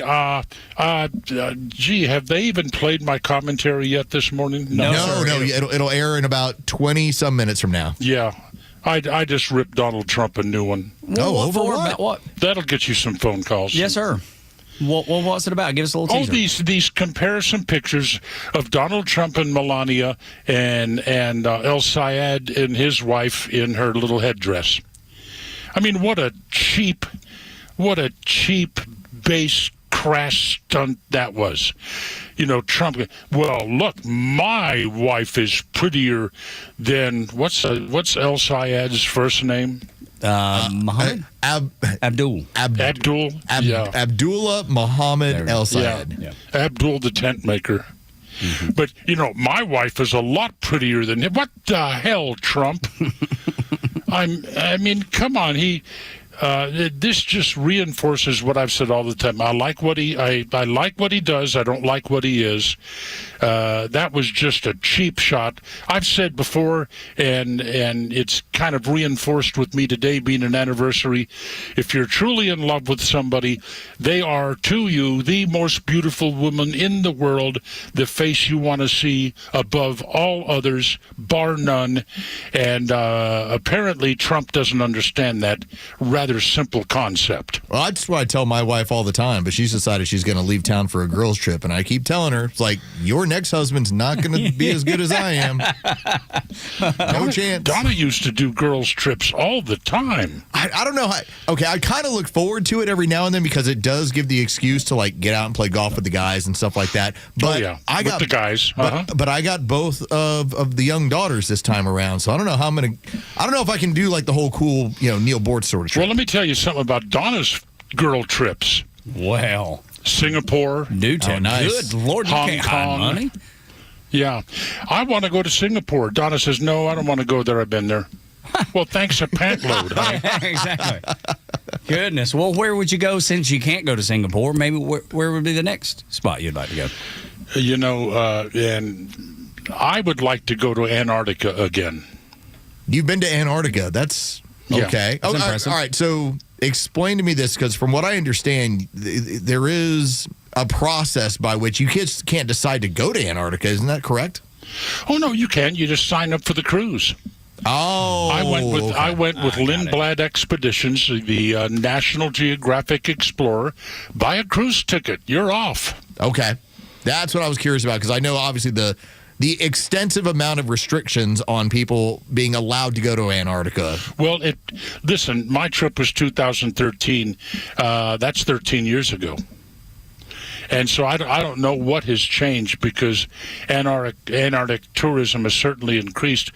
But it is one of the most stunning, beautiful places. I have so many little anecdotes about Antarctica, how arrogant penguins are. The killer whale, the orca, surfacing next to my kayak, snorting out of its blowhole, giving me the eyeball and then going away. That's cool, though. Oh, my gosh. Yeah. Not many people have that story. No, but I had already learned before then. They told us there's going to be killer whales out there. Don't worry about them. There has never in history been a documented attack of a killer whale on a human being. Yeah, outside of captivity. Outside of captivity, it's they never get occurred. really pissed off in captivity. Yes, they do. Seems so. And I'm out there. We're climbing up one of the little mountains, hills, whatever, and I hear a roar. I say to one of our guys, wow, a jet aircraft flying over, and he said, that's not a jet, that's an avalanche. Oh no. So, what was it, really close nearby? Did y'all have to run? Well, it was close enough that it was loud as a jet flying overhead. Well, yeah, but did you have to, does that make you have to run off? No. Oh. Did you see any of the alien bases? No. That's the real question we want to get to the bottom of. No, but I did go to Port Lockroy and get my passport stamped. Well, then there you go. Yeah. So, okay. There's so many fun things going on right now. Governor Maura Healey, have you touched on her yet? No, not today. We have. Governor of Massachusetts signed something yesterday that now makes abortion legal in Massachusetts right up to the moment of birth. Which is a completely disgusting standard. Neil, I've talked about this because my suggestion has always been, if anybody wants to win an election, you always just go with the line of, well, we're going to let the states decide. We're going to let our communities decide. And I don't think that when you go back to the original Roe versus Wade ruling, that both the mother and the state have an interest in that child, especially as you get into the third trimester, up to the day of them being born. I think the closer you get to abortion on demand ends up being a disgusting trait. And the weird part is there's only about 10% of Americans that believe we should have abortion on demand into the third trimester. In Massachusetts and elsewhere, it's not the only place. 11 states altogether. Yeah, you can go right up to birth and say, I don't think I want to do this. Go ahead and kill it. Yeah, and the original Roe v. Wade ruling was that during the first trimester, it was, again, mother's choice. Second trimester, there were some minor restrictions. Third, it was the state has an interest in that child as much as the mother. And that was the standard until Planned Parenthood got involved in the early 90s and won a Supreme Court case. Oh, but they don't do abortions. You know that. No, of course not. No, they're for women's health. That's right. Yeah, it's all women's And no organ harvesting either. I bet that doesn't happen either. Oh, yeah.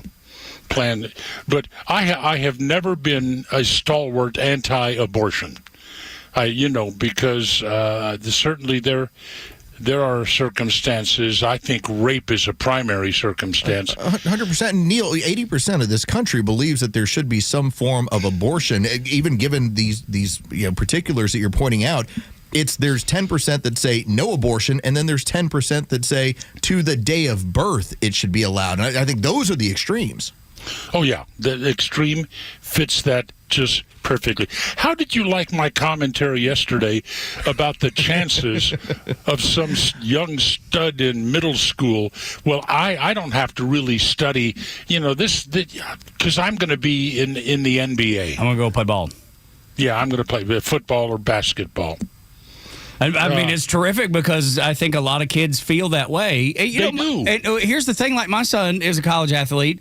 I think he started to realize, even playing college sports, that the next level's probably not in the cards for him. So yeah, it's lacrosse, right? Baseball. But what? He's a lacrosse star. No, but I get it. Like my first day of collegiate baseball, I looked around and went, wow, everyone here is just as good, if not better than me. I don't think I'll be playing Major League Baseball. Yeah, that's right. And maybe I should hit the books a little differently. That's right. And Jacob has been really good about that. I'm very proud of him. He's, Dean's List every semester of college. So I think he realizes and works really hard to do whatever he can do to set himself up for success after baseball's done. He just says, Dad, I just want to play until they tell me I can't play no more. And speaking of professional sports, I love the dilemma that the WNBA finds itself in now. Its bylaws say that the Women's National Basketball is open to women. But they go no further with the definition of just what a woman is. So I love these big brutes, former NBA players who are saying, I'm going to put myself in the draft for the WNBA this year. And from what I understand, Neil, because that organization, just like the NBA as an offshoot of it, is based in New York, there are laws that make it to where if they want to just say, okay, it's only going to be based on chromosomal testing or sexual testing, you can still, in the state of New York, in the city of New York, challenge that and still, as a man, play in the WNBA. I know. That's how messed up that is. Totally. I mean, we can sit back being big, high and mighty, hot shot talk show hosts and makes all sort of predictions about things that are going to happen in the future based upon what we're reading and talking about on that particular day. Never in 47 or however the hell many years I did talk radio, did I ever suggest, we're going to reach the point in this country someday where people can't define what a woman is. I would like. It never occurred to me. I would like to think that my grandfather, when he was in Normandy trying to kill Germans, he thought to himself, in the future, they won't be able to decide what a woman is in this country. That's nuts. Here we are. Here we are. Did you see? And why are we here? Thanks to which particular political party, guys? Democrats. Yeah. So did you see, just along these WNBA lines, did you see what Patrick Bet-David said? He was speculating in a post. He said, my speculation about the WNBA, I'm increasingly convinced the WNBA is hiding something from its fan. Why is it so difficult to adopt a policy for a player to go undergo a genetic test to determine eligibility? He said the hesitation, here's his theory, I could be wrong, it's what he says, the WNBA may be hesitant because such policy would reveal that players would not meet the new eligibility standard previously competed in the league. Oh, absolutely. I think he's dead on. No, I don't think that makes him a rocket scientist. No, but nobody. I was the first person I saw say it. I was impressed. I was like, I think he's onto something. Because I never thought about it, I'll be honest. Well, I mean, back then we never watched, those of us who ever did, a woman's basketball game and say, I think that's a guy. I think that one there is a dude. Never occurred, but it's just so screwed up right now. I saw a Brittany Griner picture of her in a pool and thought to myself, that might be a man. Might.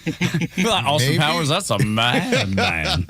And then Leah Thomas in a pool. That might be a guy. Wait a minute. It is. And by the way, and Leah Thomas actually is like the perfect example of a man who was sexually intact, still dating women, yet insisted he was a woman to compete against women.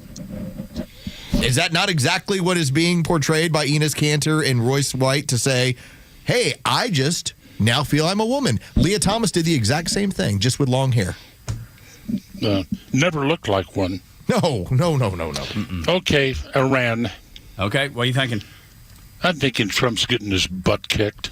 I just feel like, and I brought this up to Los, I don't know, it's been a few weeks ago. I feel like we've done the noble work. We're the only ones doing the noble work. The Arabs are as weak as a kitten. They are not going to back anything. The Europeans won't let us use our bases half the time. It's time to just say, all right, y'all take care of it. We've done the hard work. We've done the heavy lifting. Y'all handle it. Let me ask you this, Neil, because I kind of look at this as like the old Monty Python skit, the Holy Grail. Iran is on its butt. It can't do anything. It's a flesh wound is what it keeps insisting on. Yet they are... there's no more military targets. There's nothing else to hit, yet they still won't deal with you. And it's just a matter of they keep portraying like, hey, we're this great, fearsome animal. Well, you can't get a deal done, and you also don't want to march troops in with, putting boots on the ground. So you're just kind of in this stuck place of you're going to have to maintain a presence there for probably the next 20 years. It's just what it's going to be. But Iran came up with a brilliant strategy. You attack us, we're going to attack our neighbors. Right? Yeah, that's why our neighbors will tell you to stop attacking us. That's exactly right, Neil. That's what I'm saying. We're in such a position that we're doing a noble cause, and the Arabs are so weak that they're like, no, if they're going to lob missiles at us, we're out. We're not going to help. We're not doing anything. And I feel like if they're not going to help themselves, why are we helping? I'm getting tired of just being the people carrying the water for the world. We are going to have a battleship out there for the next 20 years, and once every few months, you're going to lob tomahawks at them at any site you think where they're building any sort of weapons. That's what this is going to end up being. That's what it's going to boil down to. It's going to get worse than that. Now Iran wants reparations. Yeah, well, good luck with that. Yeah, whatever. Well, now wait. Are they Gavin Newsom? Billions of dollars? Obama put how many billions of dollars on a pallet and flew it to Iran? Fool! What a fool! Well, yeah, but what was that? Was that not reparation? Oh, yeah, we already paid it. I mean, that was to get our sailors back. Yeah. That was an exchange for kidnapping. That was because we were so weak at sea under the Obama administration. An embarrassment. Speaking of reparations, yes, sir. And because that cause, am I reading it wrong? Remember, I'm retired. I don't pay attention. Donna gets up in the morning and says, you don't have because I always get up a little bit ahead of her. You don't have the TV on. I mean, I used to have the TV on every morning. I'm watching the news. Well, I look and say, no, hon, I'm reading this book. I'm just not interested in it anymore. So I'm sure I miss a lot. So how's the movement toward reparations for African Americans going? Let's see. Gavin Newsom, it landed on his desk about a year and a half ago, and with his political aspirations, he said, just kidding. We're not actually doing this, even though we funded the study for all of it. Just kidding. So when has anybody ever stood up and said, well, as long as we're talking reparations, let's talk about the immense cost incurred by America in fighting and dealing with black crime in this country. Oh, you're not allowed to do that. That's just I'm not. That's just wrong. Okay, am I going to get in trouble for that now? There's always, and we joke around about this whenever we hear the land acknowledgements that go on before DNC. Oh, God, those land acknowledgements. Every time, and Tug and I always go about it the same way. There's always someone who has conquered somebody else, and it doesn't matter one time in history. And so if you want to take a victim status, that is on you. You can do it if you feel like it, but everyone could do it if they really wanted to. Well, I read something, because I'm always reading, because I'm dull. No. But I read something about, it was kind of a list of what indigenous, Native American, Indian, by the way, Indians weren't called Indians because we thought they were from India. Okay, sir, look into that sometime. Okay. But which tribes ate which tribes after they conquered them and took their land? I don't recall which ones, but I know that it exists. Yeah. There was slavery, and there was cannibalism. And human sacrifice. Yeah. And, look at it this way. Stolen land, at least we didn't eat them. We had Thanksgiving, and there was nothing to do with cannibalism. No, we invited them to dinner. We didn't have them for dinner. Neil, can I give you a TV show? I need to suggest a TV show for you to watch. Okay. All right, on HBO. Now, I know you've got it because I know we've talked about some of the shows there. Monsters of God. Woohoo! I've seen the the icon. I crank up. Yes. I see the icon. What is that about? So what that gets into? There are only one episode so far. There's going to be 5 in total. The next one comes out on Wednesday. It is about the illegal reptile trade and all the people that got it going in the United States. The people that what ends up happening with all the crazy amount of pythons in the Everglades and how that all occurred. And so it's all the backstory on it. But I think it goes right down your alley when we start talking about some of the fun shows you can watch. That one I think would get you pretty interested. Well, Don and I are in withdrawal right now because neither Landman or The Pit is active right now on TV. We tried Dutton Ranch, got through 2 episodes. It became obvious that Beth wasn't going to show her fun bag, so I got bored. I'm out. Ain't no bags. I'm out. And then, I'm not one that is just, it is too violent. Tried Lioness. Okay, yeah. And after a couple of episodes, come on, are they trying to tell a story here or show just how violent they can be on? So I lost interest in that. Then yesterday I told Donna, hey, maybe the day before, I don't know. No, yesterday we were driving. I said, this Ted Lasso thing, they've signed him up for a 4th year. Let's watch it. So we watched the pilot, an episode for Ted Lasso. Oh, that didn't do it for you? No. But then I never watched Breaking Bad either. So I didn't like it. It was a little too dark for me. But that crotchety old guy was actually pretty good. All right, I would suggest to you Welcome to Wrexham.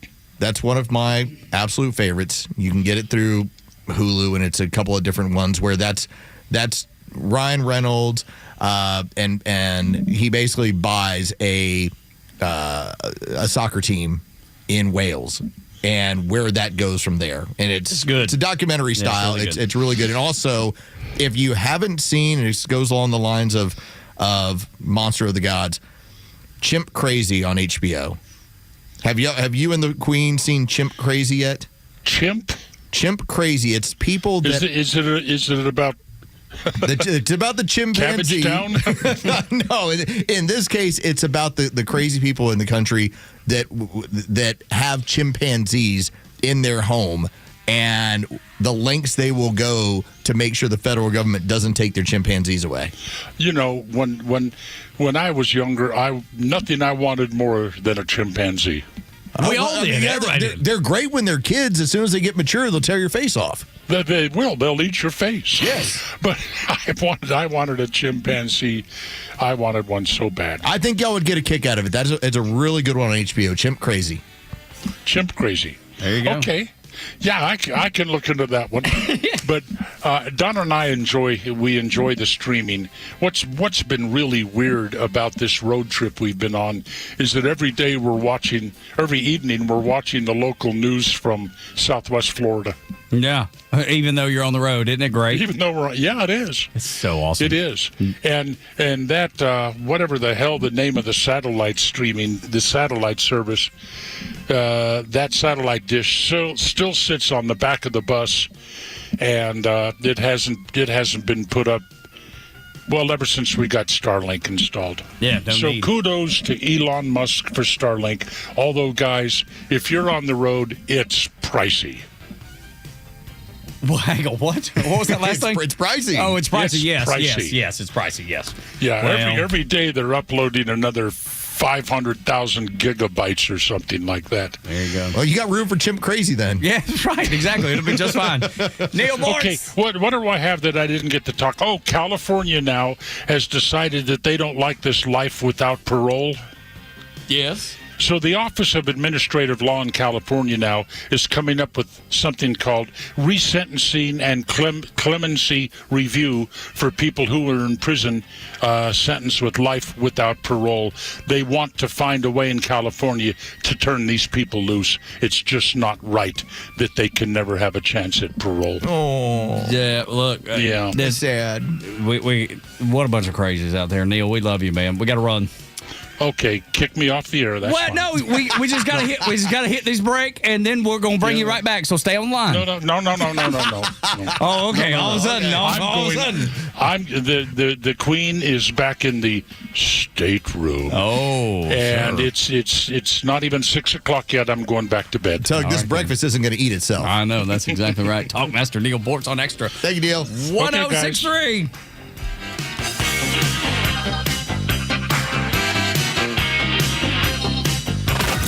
Need more than just headlines on your ride to work? It's the Morning Extra, live from 6 to 10 a.m. tomorrow morning, only on Extra 106.3 and the Extra app. At Jim Ellis Buick GMC, buying your next vehicle can be as simple, convenient, and personal as you want it to be. With the Jim Ellis Expressway, start or complete your entire purchase online, right from home. Shop at your own pace, on your own time. You can handle things independently or work with a knowledgeable Jim Ellis Buick GMC sales professional who's ready to help when you need it. Value your trade, explore payment options, complete your purchase online, and even have your new vehicle delivered to your home. Jim Ellis Buick GMC is a local family-owned dealership built on trust, transparency, and long-term relationships. Unlike some national auto dealers, Jim Ellis Buick GMC takes care of you before the sale, during the purchase, and long after you drive home. Convenience makes buying easier. Trust makes owning easier. 2 convenient locations to serve you in Chamblee on Peachtree Boulevard inside the perimeter or off Highway 20 in Beaufort near the Mall of Georgia. Jim Ellis Buick GMC, we are professional grade.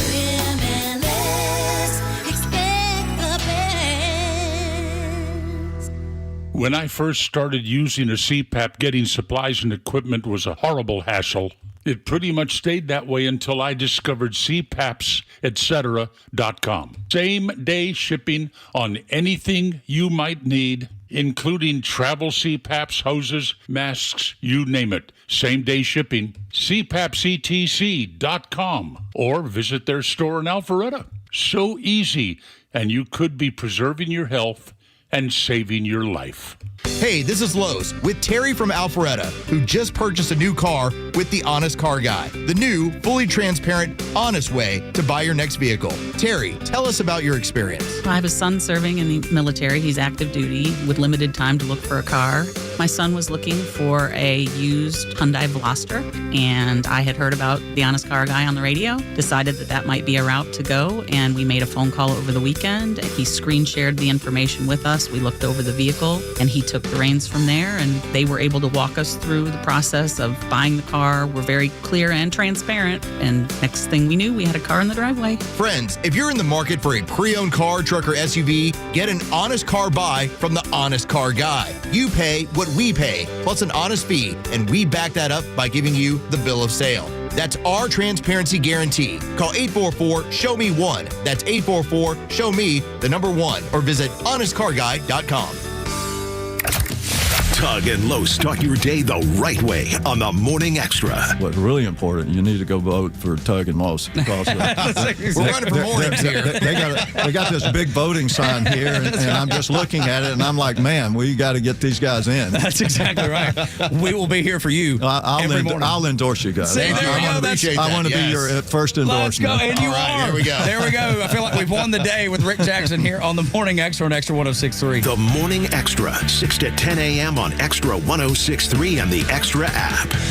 WFOM and W292 EV Marietta, a Dickey broadcasting station. The 8 a.m. hour is brought to you by Central Heating and Air. The polls are just opening in 3 more states. I'm Dave Anthony, Fox News, with a focus on the left. In Wisconsin, Democrat socialist Francesca Hong leading the crowded governor's primary race against establishment-backed David Crowley. The winner will face President Trump-backed Republican Tom Tiffany in November. And in Minnesota, Democrat Congresswoman Angie Craig faces progressive Lieutenant Governor Peggy Flanagan in the state Senate primary, offering another test to see if Democrat primary voters move further left. That's Fox's Jeff Manasso. They're also just voting now in Alabama in 4 House primaries set up after the Supreme Court allowed the state to use new congressional districts. There are also primaries today in Connecticut and Vermont, and a special one for Republicans in South Carolina. After Senator Lindsey Graham passed, South Carolina Governor Henry McMaster appointed Graham's sister, Darlene, to take over as senator for the rest of his term. Congressman Russell Fry and Congressman Ralph Norman are running in today's primary for a full 6-year term. So is former Governor Mark Sanford and the businessman who ran against Lindsey Graham in the primary earlier this year, Mark Lynch. Darlene is also running for a full 6-year term as well, and she has President Trump's endorsement. Fox's Jessica Rosenthal. Still a standoff with Iran over the Strait of Hormuz shipping, and the president's replying to a new Iran demand. They asked for and I said, that's a good idea. Well, we're going to ask for money for the damage they've done over a 50-year period. And we're learning now about some drama weeks ago as Iran hopes to target the president. Last month, Trump boarded the old Air Force One jumbo jet leaving the NATO summit in Turkey. The Washington Post reporting because of an Iranian threat, the president was shuttled away in an airport catering truck. According to the Post, the president was then taken to a different, smaller plane, an Air Force C-32A. That made Air Force One a decoy with media and some White House staff aboard. That's Fox's Alex Hogan at the White House. America's listening to Fox News. When it comes to supplements, 2 things matter most. A, that it works, and that you can trust it. Rather than just tell you about Relief Factor, we'll let our audience do that. We hear from people every single day whose lives have changed, and I want you to hear a few of their stories. Joni shared that before Relief Factor, her husband couldn't open his hands in the morning and had to give up playing the guitar. Now he wakes up with flexibility, and he's back to playing music. They are both recommending Relief Factor to friends as a way to enjoy the things they love again. I get what Joni's husband went through. I couldn't paint. I couldn't button my own shirts in the morning. The pain made it so difficult to hold a paintbrush or button my shirts. It was horrible. And they make it really easy now for you to find out if you can be the next person that's telling us about Relief Factor and how it gave you your life back. 3 weeks, $17.76. Try it. ReliefFactor.com, 800-4RELIEF. You'll connect with their friendly local team, and they'll do everything they can to help. We hope you soon will be sharing your story with us as well. ReliefFactor.com. This is Tucker Carlson. You're listening to Atlanta's only conservative talk station, Extra 106.3. Worldwide on the Extra app. Tug and Los on Extra 106.3. Morning, y'all. Down to the ground, the county ocean, where I saw something I just had to have. Have you ever been to Grundy County, Tennessee? Here we go. Take it to the top. I said, hey, pretty lady, won't you give me a sign? I'd give anything to make it mine on mine. John Michael Montgomery is so good. And the Grundy County Auction is a real place.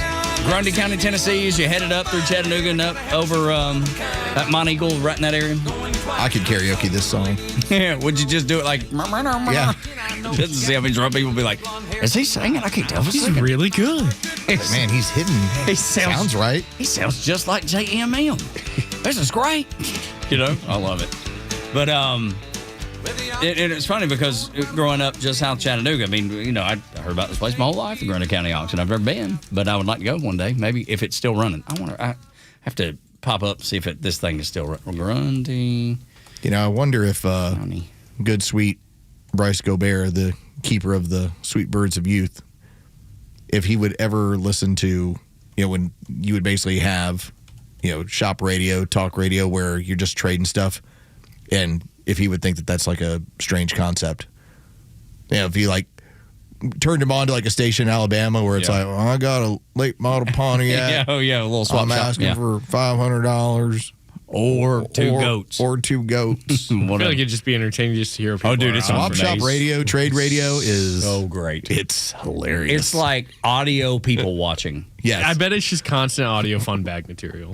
Yes, it is. Yes. So it's been a while, Definitely. and I would have to go and see if I could find it or see if somebody down the hall would help us. But there was one time where old coworker Brian Hoyt, we found an Alabama radio station that had their swap shop radio, and they would save it to their website.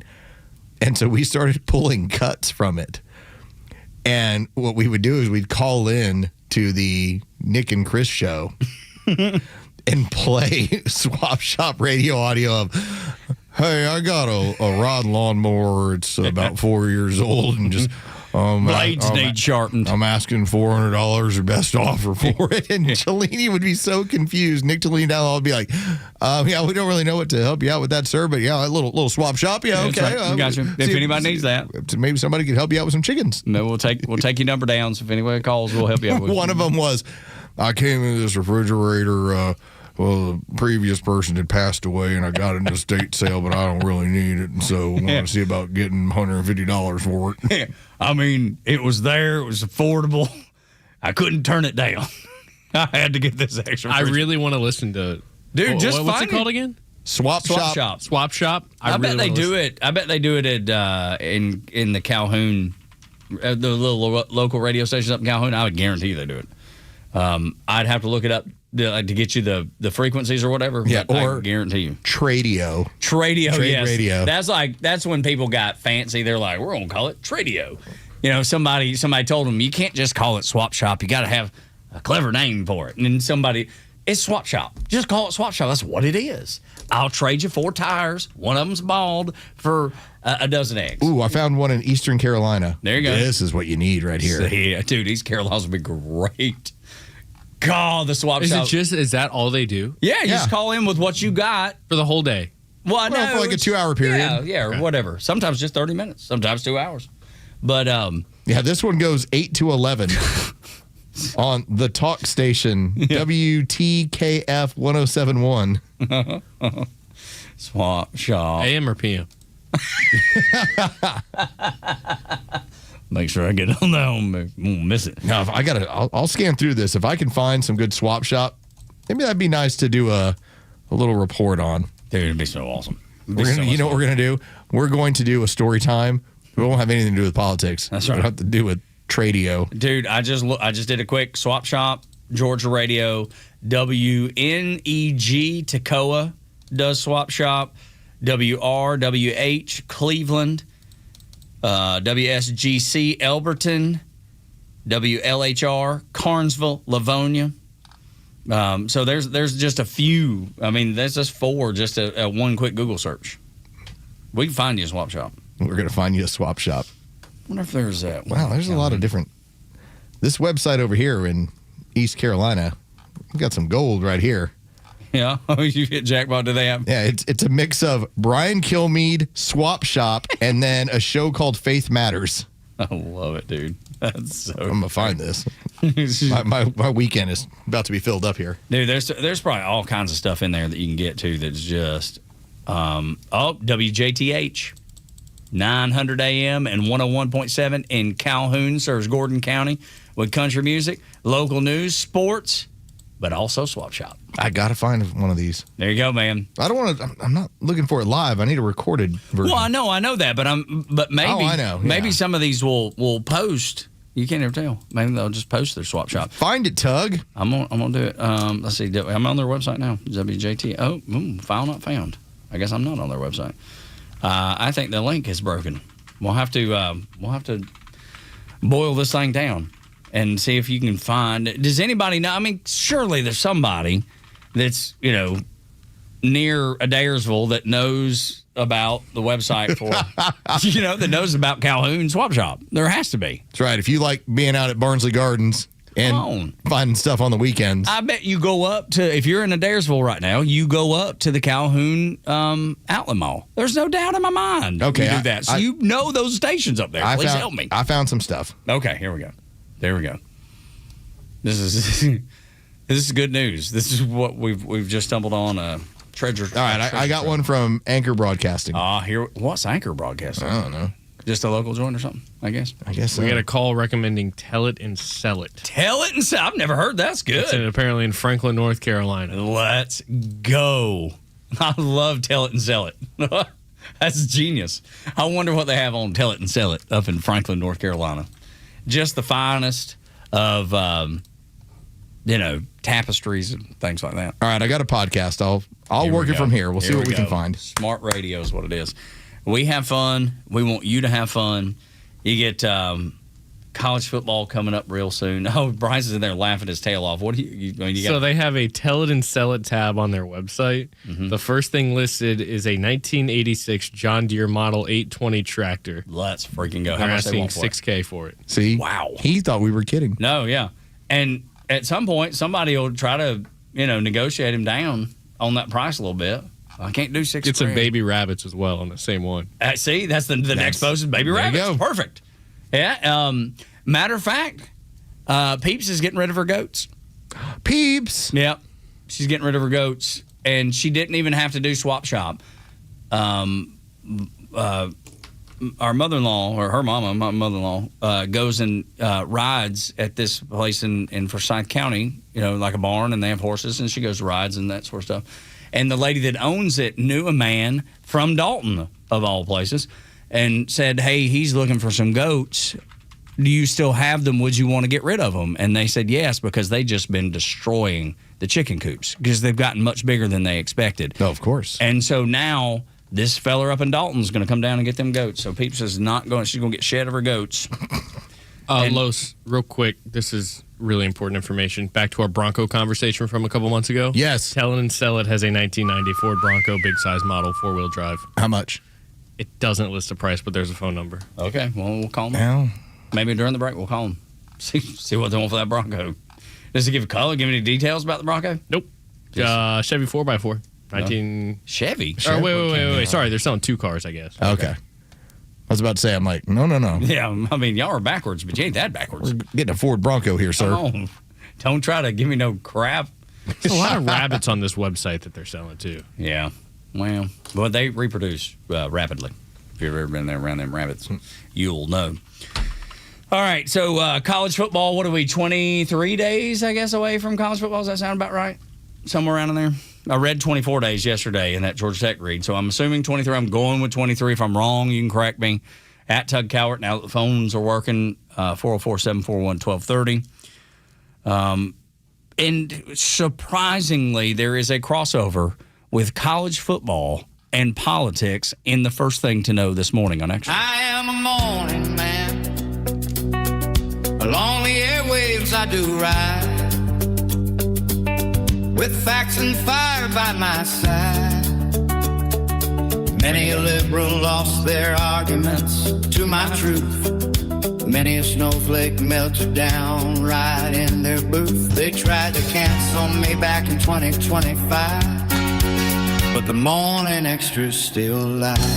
I have made this comparison several times. I am a numbers man. When you start getting involved in politics, first off, you should never have a radio show because there's going to be hundreds of hours of things that you've said that people can dig up and go, I can't believe you said this. Well, I think that if you really want to get involved in politics, you really got to fly under the radar. Now, you can be in business. You can be in other activities where maybe you don't, let's say, post anything crazy. You're not throwing up anything crazy on Facebook. You're not using social media to have anything that's out there because it's all fair game. And the higher the office, the more research that's done, the more stuff that's more found digging, on you. more people looking for it. Of course.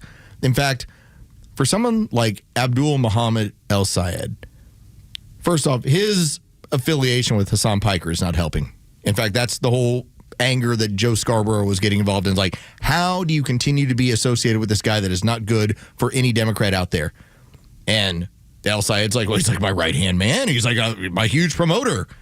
That's not going to work. Not in a general, in my opinion. Well, when I say you got to keep a low profile, you have to understand who you're trying to reach and what you're trying to say. As Tug and I have joked around about, when Tug and I run for office, our platform is going to be, I think guns are good. What do you think? What do you think about the spending that is going on in the Golden Dome? Guns are good. Guns are good.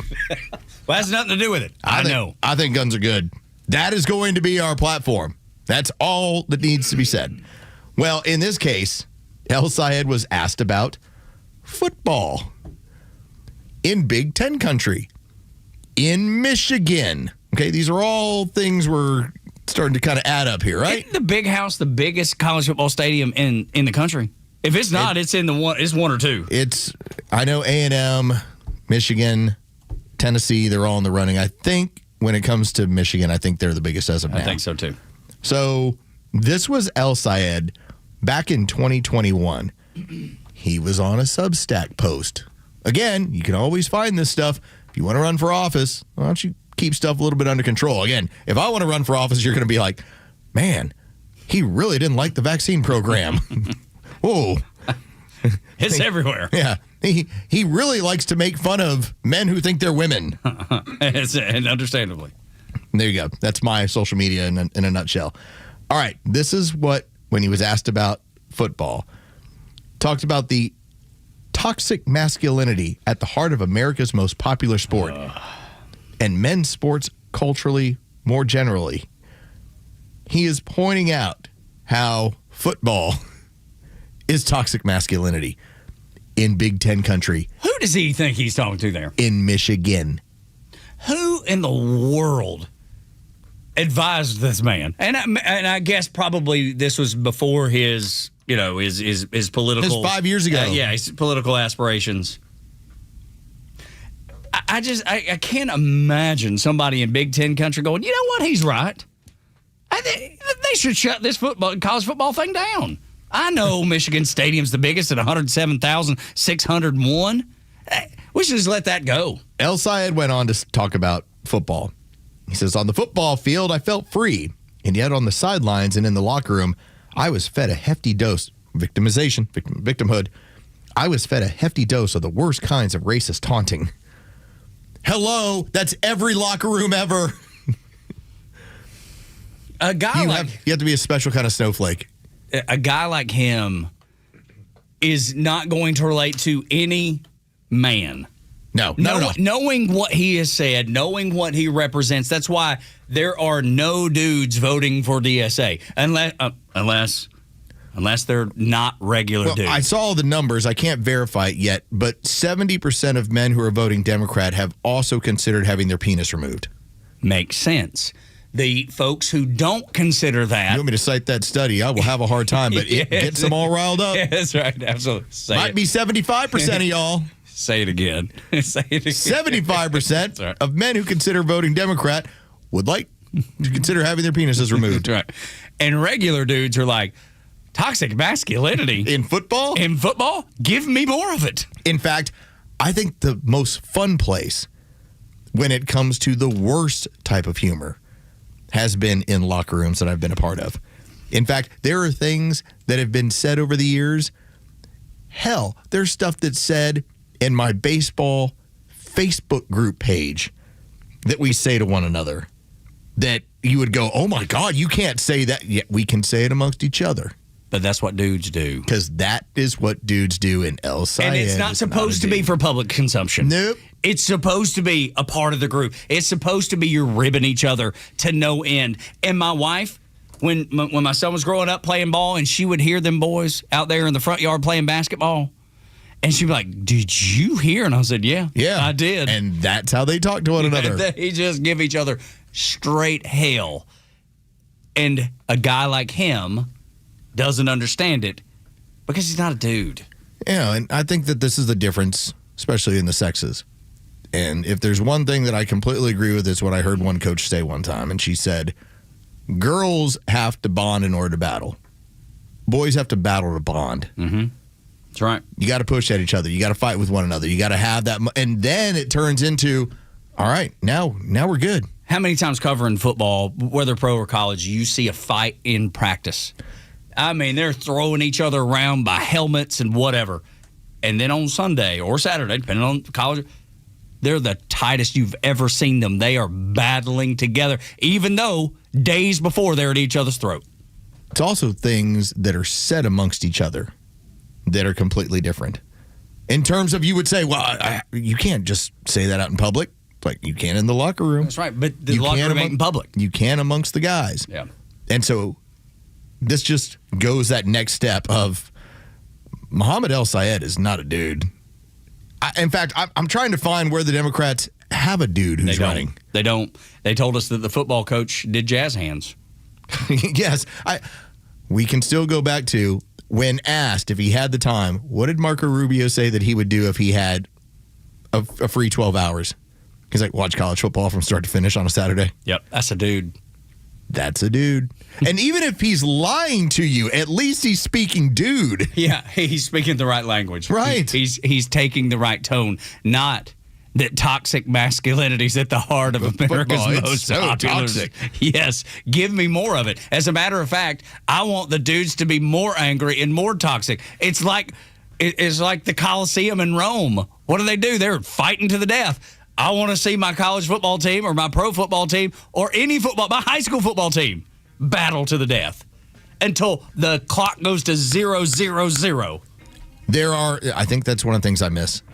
When you see, like over in high school, when you see the football guys all hanging out and you see how they joke with one another, how they pick on one another, and there's a part of me that's like, I've really missed that. Oh, dude, people would pay to be able to have that. Yeah. And you can't. That's the thing. You have to be part of that culture. It's like buying a relationship. You can't buy love.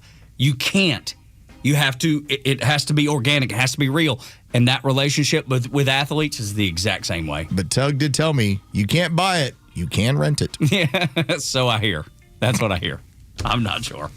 I've been told that before. Only one of us has been to the steakhouse. It wasn't a steakhouse. That's right. Be the Black Angus, sir. And I thought, where's everybody going? Oh, God, what am I going to tell my mama? Still to this day, I've never told her. These sort of stories that I will not forget. Yeah. I've told wife, I've told friends, I've told everybody. Mama's the only person that doesn't know that my first port visit, I walked into a house of ill repute. She's the only one. Welcome, sailor. That's right. Been a long cruise, huh? Yeah, for sure. Where'd Tommy Thompson go? Where'd Billy Bob go? You know, where'd Jim go? They come back 30 minutes later, biggest smile on your face. I was like, ooh, I know what's happening. I got to get myself out of here. I've got to get out of here. Morning Extra and Extra 106.3, 8 o'clock hours brought to you by Central Heating and Air Conditioning, your Atlanta carrier expert, 770-GET-HEAT, centralheat.com. When we come back, let's play Make a Socialist Short Circuit. We'll do that next.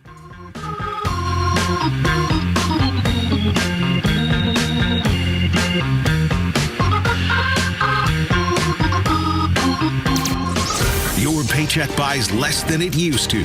That's not a talking point. That's your grocery receipt. And Atlanta's only conservative news and talk station has the numbers, the reasons, and who's accountable. Listen live or stream us anywhere on the Extra 106.3 app.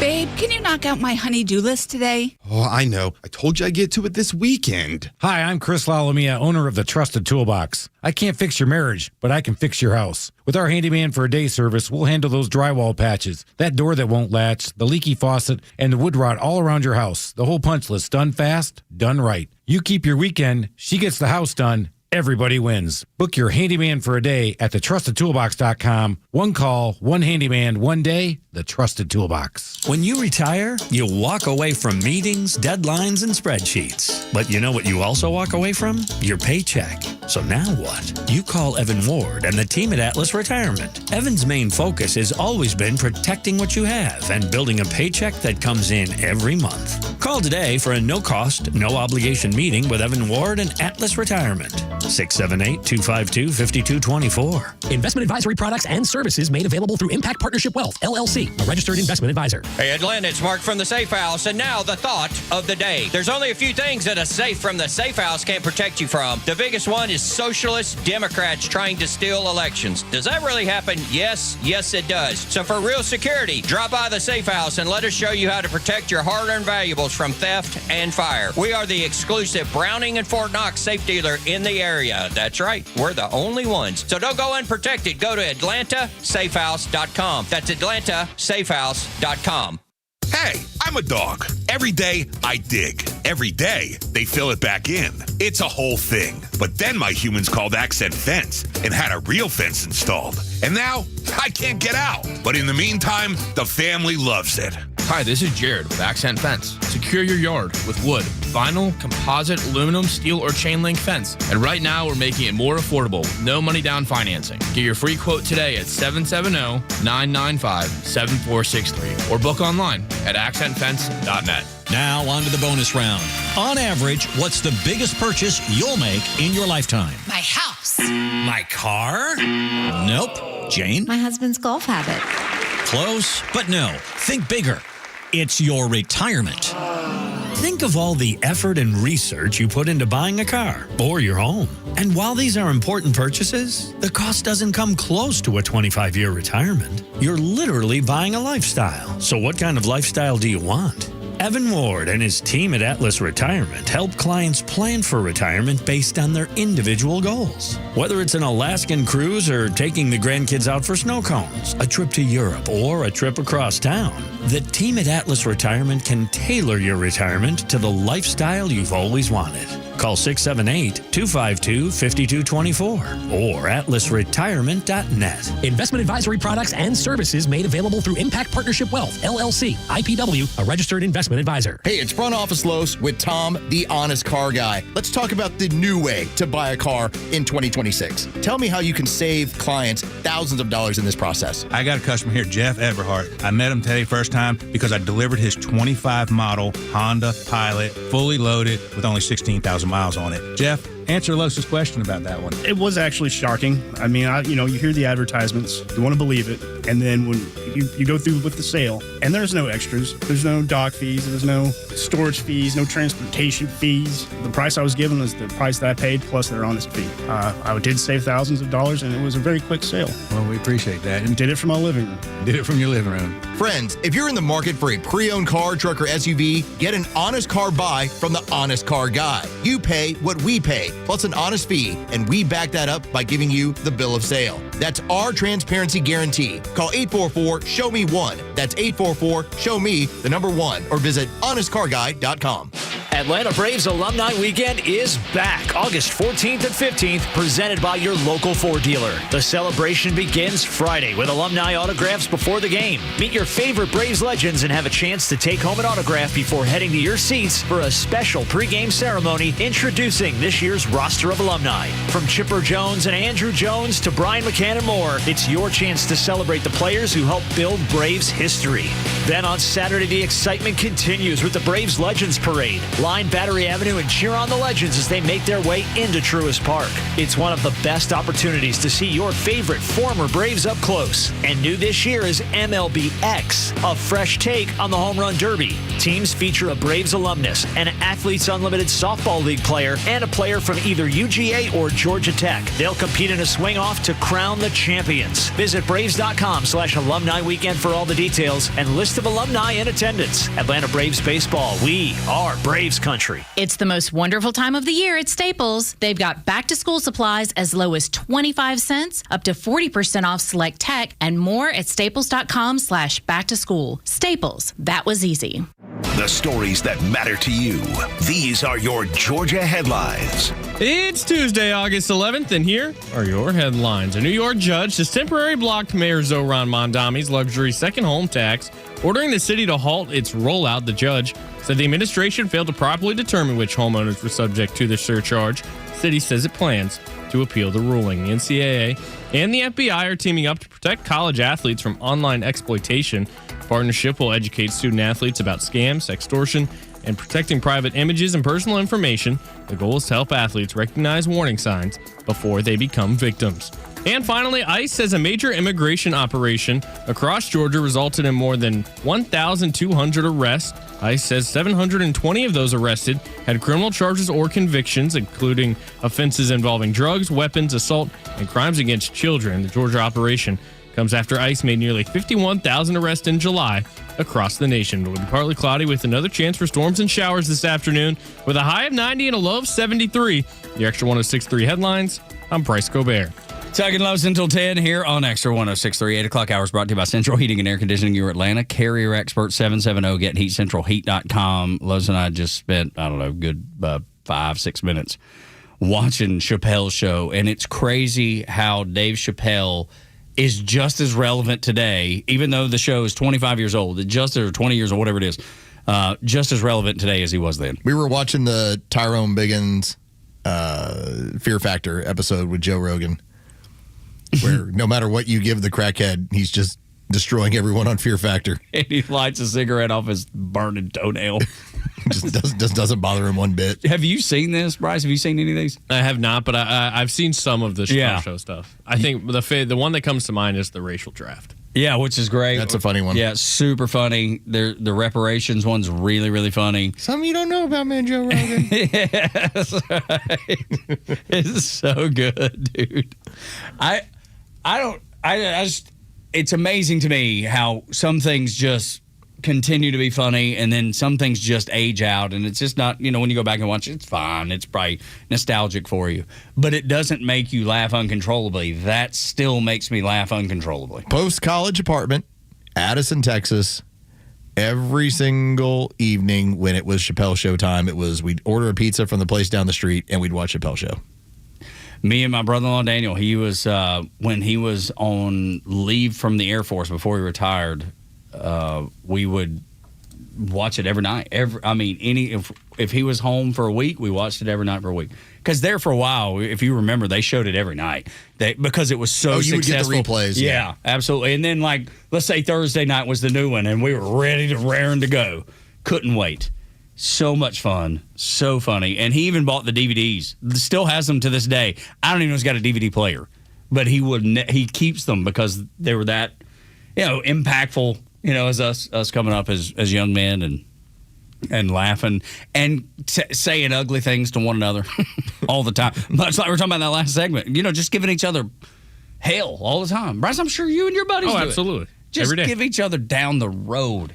They don't get it. They can't get it. There's still the fun of when keeping it real goes wrong. Oh, so good. And it was always someone, I keep it real. Yeah. And that's how things would then go very wrong for them. Wayne Brady. He's this beloved comic, and he's doing TV shows. The Wayne Brady episode is outstanding. So you find out that Wayne Brady's a pimp. Yeah, and he's got a dark side. He's got a drug hustle, and he'll shoot you. Yeah, and he smiles. He does this wonderful smile. Kills a cop on the street out of nowhere. You're like, oh, my God. Wayne Brady need to cut a bee. So much Is fun, Wayne man. Brady going to have to choke a bee? Yeah, that's what it is. That's it. Choke, that's it. It's like, what is he? You thank Dave Chappelle. Thank you, Dave. This is so good. Those are the things that I assume the left will just never get. Well, it's especially like El Sayed. Well, but it's abrasive comedy, and it's also heavily racial dark humor comedy. Which you're not supposed to do. You're not allowed. You're not allowed. And oh my God, you can't do that. And then young dudes love it. All dudes love it. Not even young dudes, just all dudes. I think I spent probably about 30 minutes last night. It was on. I did watch Tropic Thunder. Okay. Again, the movie that just now, I think it's 2009. So we're 16, 17 years removed from a movie that even Robert Downey Jr. is like, could you make Tropic Thunder again? He's like, well, you could, but no one's going to. Yeah, right. Nobody's brave enough. Nobody's going to make that movie ever again. So go back and watch it. I mean, there's an autism joke in the first 10 minutes. How's that adoption going? Well, at least you get to choose yours. I'm stuck with mine. and it's a picture of him and his son. It's so awful. And his son is staring off into space. It's so awful. It's an autism joke. And funny. In the first 10 minutes of the movie. It is so awful and funny. And I've not seen the movie all the way through, but I've seen the clips. Los has shared with me a dozen clips from this movie. And the beauty is he'll give me the context. So when I watch it, I know exactly what I'm looking for. You need to watch it from start to finish. I know. I'm going to. I'm going to get it done at some point. One thing you cannot do is ask the DSA to explain what their points are, their policy would be, because they'll have a short circuit. That's exactly what happened when a DSAer was asked. She's a co-chair of the DSA, was asked about some of their talking points and some of the policies that they put forward, and she can't answer the questions. But we do believe in taxing the hell out of millionaires. Yeah, absolutely. Well, what does taxing the hell out of them mean? I don't have a solid, but I think. But shouldn't you? I mean, if you're the co-chair of the DSA, shouldn't you be more specific than just taxing the hell out of something? What exactly do you mean? So again, it's democracy, right? And we have to look at what we need to spend and what we need. We don't want to depend on the existence of millionaires because that means people are still getting exploited. So, we need to look at what we need to pay for in the interim, what sort of tax base we need for that to happen, and then and build from there. Yeah, well, I don't have a because the host merely says, "What does that mean?" It's never changed.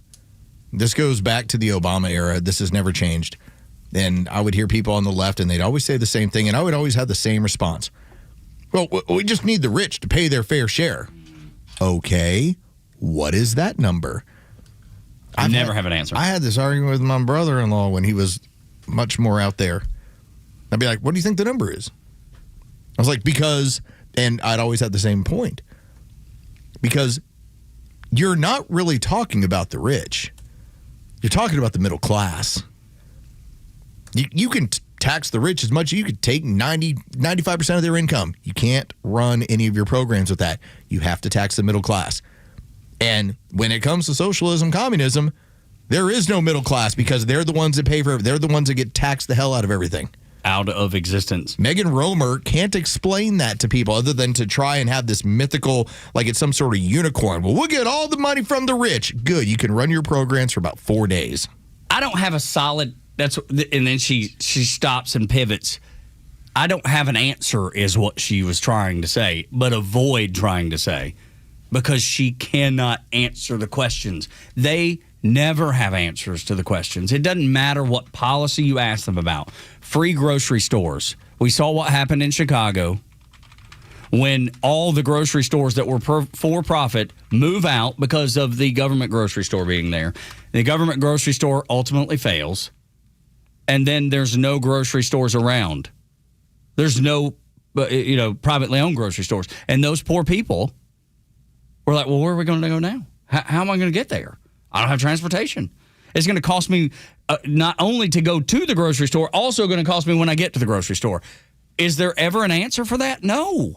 There's never an answer for anything they do. Not a proper answer. Top federal tax bracket is 37%. We did the math on this stuff when we were talking about lottery winners and what you would owe. All right, so I would ask first and foremost to Megan Romer, well, what do you believe the top's federal tax bracket should be? Are you trying your version of tax the hell? What does that mean? What's the number? Because that's always been my point to these people. Well, we just need to have them pay their fair share. Well, what's that number?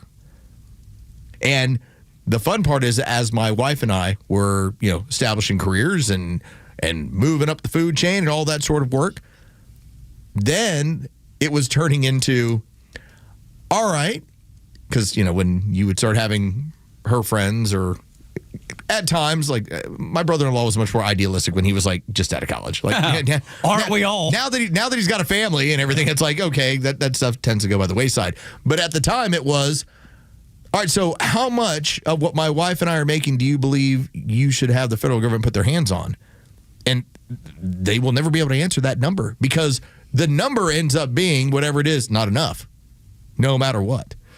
There was a great conversation we had the other night. A friend of ours was talking about their daughter has taken a job out of town. and they've gone up to set up shop to get her first apartment, and she's got her first big girl job. She also got her first big girl check. Okay. She found out real quick. She find out what those other agencies that are on that check, what they get? The taxes. And conservative family, not like there was, pushback, none of that stuff. Just a normal kid, good conservative upbringing, still was shocked at the amount that are coming out of her check. Can you imagine what it would be like for a kid that's grown up saying, we need to tax the hell out of the rich when they see their own check getting taxed? Can you imagine how much rich people would pay in taxes? Wait until that person who has their first big girl check finds out that all of those programs are bankrupt and none of them will be there for her. That's exactly right. Especially like Social Security and things like that will not be there. All right, this is how the people swallowed up the world. So here's Megan Romer, and you start talking about your influences. Like, we can all point to, like, Kimmer and Bortz. You and I both listened to Kimmer and Bortz. Yeah, Rush. I enjoyed Mark Levin books. I don't think there's anyone better at getting into some of the constitutional aspects of this country as far as writing about it than him. I still remember one time I bought a Glenn Beck book, and that was terrible. Just wanted to make sure that I got that out in the open. I'm like, never again will I buy a Glenn Beck book. Did it mention Relief Factor? We did not get into Relief Factor. Maybe one day. If there's anybody who basically stamps his name on something and says, well, look what we came up with. They're awful. Yeah. But I like his radio programming, but his books are awful. Okay, so outside of that, here's Megan Romer, and here is her influence to how she sees the world. You describe yourself as a Jon Stewart liberal. Tell me about your life until 2018. What were you doing? Sure. What was your mindset, and why did it change? Absolutely true. Got most of my news from Jon Stewart. That was my primary news source. I'd read the Sunday Times and I'd read Jon Stewart, and I did read the New Yorker, and sometimes even for more than the cartoons. I appreciate that. But what happened? What turned? So after Hillary Clinton did not win, and I was supportive of Hillary Clinton. I was not a registered Democrat at that point. I was registered independent. And then she didn't win. And I was horrified. I was baffled. I tried to become involved in the Democratic Party. What I ended up involved in was this women's club where you'd have speakers. You weren't actually making any decisions. You were hearing people talk about a book. And that was all really frustrating because I was like, who's doing anything? What are we pushing anything toward? And a friend who was a folk musician said, we are starting this DSA chapter. You should come to a meeting. And I was like, ugh, the socialists. And I was like, all right, well, I'll come to your meeting because we're friends, but I'm not saying comrade. And I went to the meeting, and I was just so relieved they were actually doing something, just anything. They had plans to just do something. Yeah, but the plans to do something are terrible. They don't make any sense, just like her tax the hell out of people doesn't make sense. Is there anything about her that doesn't come across as flimsy? No, everything does. I got my news from Jon Stewart. It's a comedy show. Yeah. It's a comedy. I got my news from Dave Chappelle. Where'd you get your news from, Los? Saturday Night Live. Every Saturday. That's how I got my news. That's right. She is she's so fitting, though. It's so fitting. It's the useful idiot. It totally is. 100% is. The useful idiot. It is, wow, we can motivate these people and get them to go along with just about anything if they're pliable and tractable. The fact that they have a name for her. The fact that name exists. And it's not just her. There's plenty of her. Nope, the useful idiot is known throughout communism, and most notably for the Soviet Union, when they needed those people, they knew where to go to get them. I wouldn't ask that woman how to cook eggs. I wouldn't ask that woman anything. There's nothing that she could tell me that would make me go, oh, wow, okay, yeah, that makes sense. You just listen to her and go, no, thank you. I'm good. 8 o'clock hour is brought to you by Central Heating and Air Conditioning, your Atlanta carrier experts. 770-GET-HEAT, centralheat.com. The things that Fauci and Team Fauci lied about will anger you to no end. And that's not what this show is about, but you might get angry when we talk about this. Next on Extra.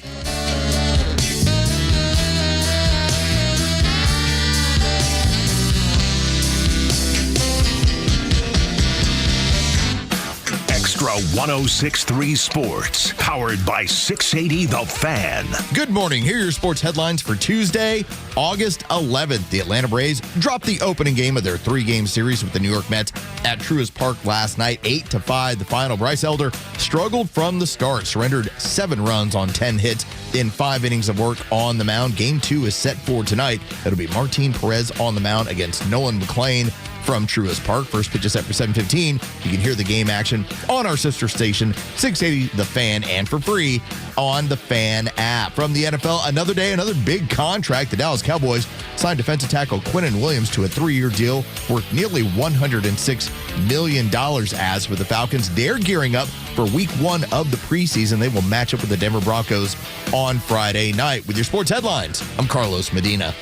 Back to school means back to the grind for your family, but it also means back to the grind for your garage door. Hi, I'm Dan Watkins, owner of All 4 Seasons Garage and Entry Doors. If your old garage door is getting a failing grade, we can help. Our highly trained technicians will get to the bottom of it. It could be a simple repair, a malfunctioning opener, or maybe just a tune-up. But if it's time for your garage door to be replaced, we'll make that easy with upfront pricing and free estimates. When trust matters, trust us. All the number 4 seasonsgarages.com. Your yard. It stresses you out between the watering, the seeding, the weeding, and mowing. And no matter what you do, you're never satisfied. Have you thought about artificial turf? It's low maintenance, it's pet friendly, and it looks amazing all year round. Those in the know use ATL Turf Go. ATL Turf Go is Atlanta's top choice for artificial grass installation. Let them build you a backyard of your dreams with a custom golf or putting green, outdoor kitchen or pool deck. They even specialize in custom concrete and stonework. They handle everything from design and grading to construction and drainage solutions. So whether it's residential lawns or recreational sports fields, ATL Turf Go can build you a stress-free space you'll love. So say goodbye to mowing, maintenance, and your wasted weekends. Learn more and schedule your free in-home consultation today. Call ATL Turf Go, 678-403-2339. That's 678-403-2339. Or visit atlturfco.com. I'm so sick of all these cheesy lawyer billboards. You might be too. If you're injured in a car crash, you don't hire a lawyer because they're sweet or strong or the biggest. You hire a lawyer who's recognized by their peers as one of the top lawyers in the state. You hire a lawyer who's going to listen to you, fight for you, and has the case results to prove it. That lawyer is me, Bruce Hagan, the people's lawyer. I've been proudly selected by my fellow lawyers as one of the top 100 lawyers in the state and for 21 consecutive years as Georgia's super lawyer. Hagan-law.com, Hagan-law.com. At Jim Ellis Ford Sandy Springs, buying your next vehicle can be as simple, convenient, and personal as you want it to be. With the Jim Ellis Expressway, start or complete your entire purchase online, right from home. Shop at your own pace, on your own time. You can handle things independently or with a knowledgeable Jim Ellis Ford sales professional ready to help when you need it. Value your trade, explore payment options, complete your purchase online, even have your new vehicle delivered to your home. Jim Ellis Ford is a local, family-owned dealership built on trust, transparency, and long-term relationships. Jim Ellis Ford Sandy Springs takes care of you before the sale, during the purchase, and long after you drive home. Convenience makes buying easier. Trust makes owning easier. Get started at JimEllisFordSandySprings.com or stop by the Jim Ellis Ford Sandy Springs showroom, conveniently located at 7555 Roswell Road, just 4 miles north of I-285. Jim Ellis Ford Sandy Springs, where you can always expect the best.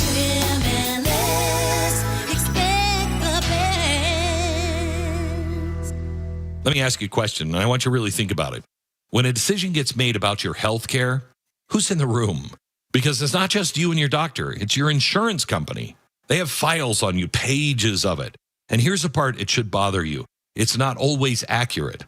Somebody from this audience found this out. He called Chapter, the only Medicare advisor that I trust, because his cost kept climbing and nobody would tell him why.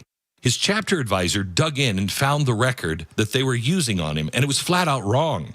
So she corrected it and went back to work finding him better options. Nobody else is going to do that. That's the difference. That's Chapter. Their advisors aren't paid to push one plan over another. They're on your side of the table. They compare every Medicare plan nationwide. They have found people an average of $1,100 a year in healthcare savings, and the call is completely free. It'll take you about 20 minutes. Talk to Chapter today. Dial pound 250. Say the keyword Chapter. That's pound 250. Keyword Chapter. Pound 250, Chapter. The American dream is alive and well with the Victor Armendariz Show. Raised a first-generation American, Victor is a Mexican who grew up witnessing his father achieve the American dream. You will not get spin here, just the facts and opinion from someone who absolutely believes in American exceptionalism. The Victor Armendariz Show. Always available at thepodcastpark.com and streaming free on the Xtra 106.3 app. Tug and Los until 10 on Xtra 106.3.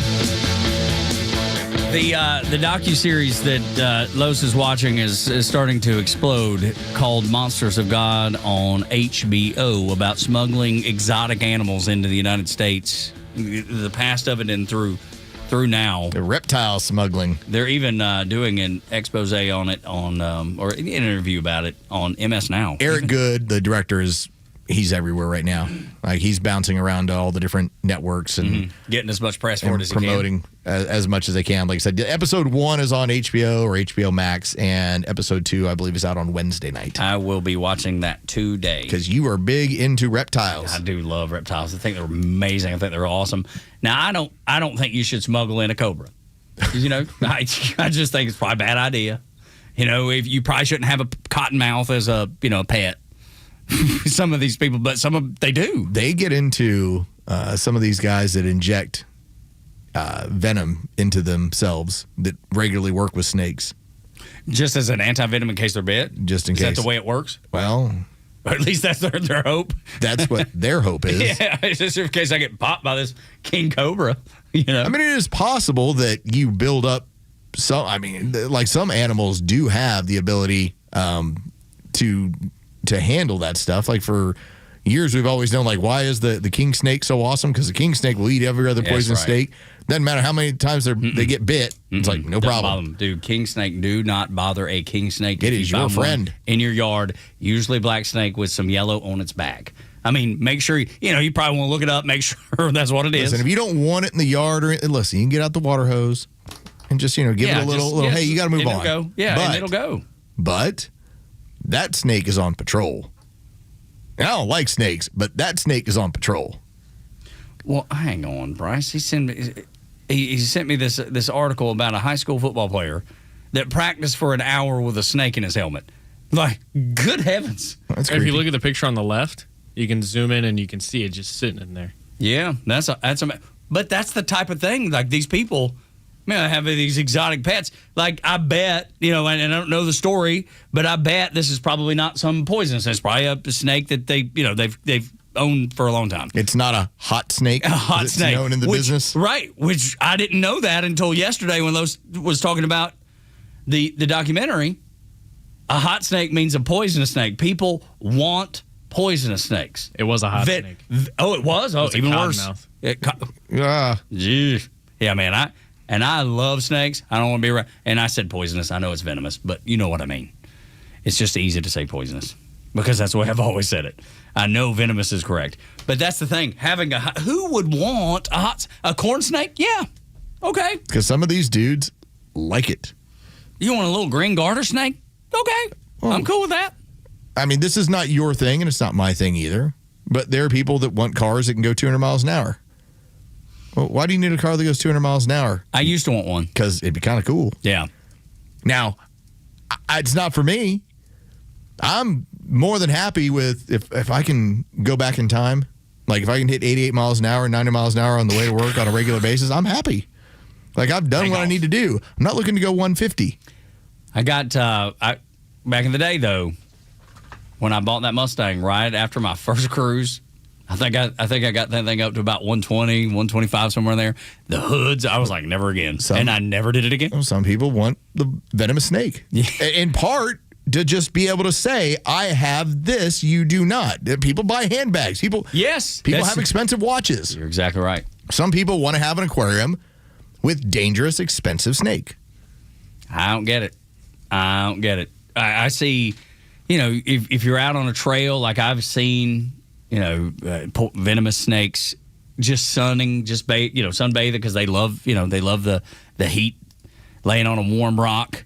And I'm like, okay, we're going this other way. Yes. We don't need to bother them. No, we will avoid having an interaction. Especially with like copperheads, because I've seen that more than any other, especially around here. I mean, you just see them. If you go on a hike anywhere, at some point you're going to see a copperhead. When you do, go the other way. They won't mess with you. You don't mess with them. They're scared of you. That's why they bite to begin with. That's why they bite. They're trying to protect themselves. So don't bother the copperhead, and don't have a hot snake in an aquarium. Most of the time, it's by accident anyway. Snakes aren't after you. No, that's right. And see, that's the thing. It's accidental. That's the thing that drives me crazy about people that hate snakes, is that they just want to kill them all. They want to kill every one of them. I see it on Facebook. What kind of snake is this? I'm like, usually I can tell. How about it's the leave it alone snake? Leave it alone. That's exactly right. Just leave it alone. But if you come kill some venomous snakes in my yard, you are my friend. Yeah, that's right. We might be okay. Yeah, but I live in the country. Yeah. Yeah, you sure do.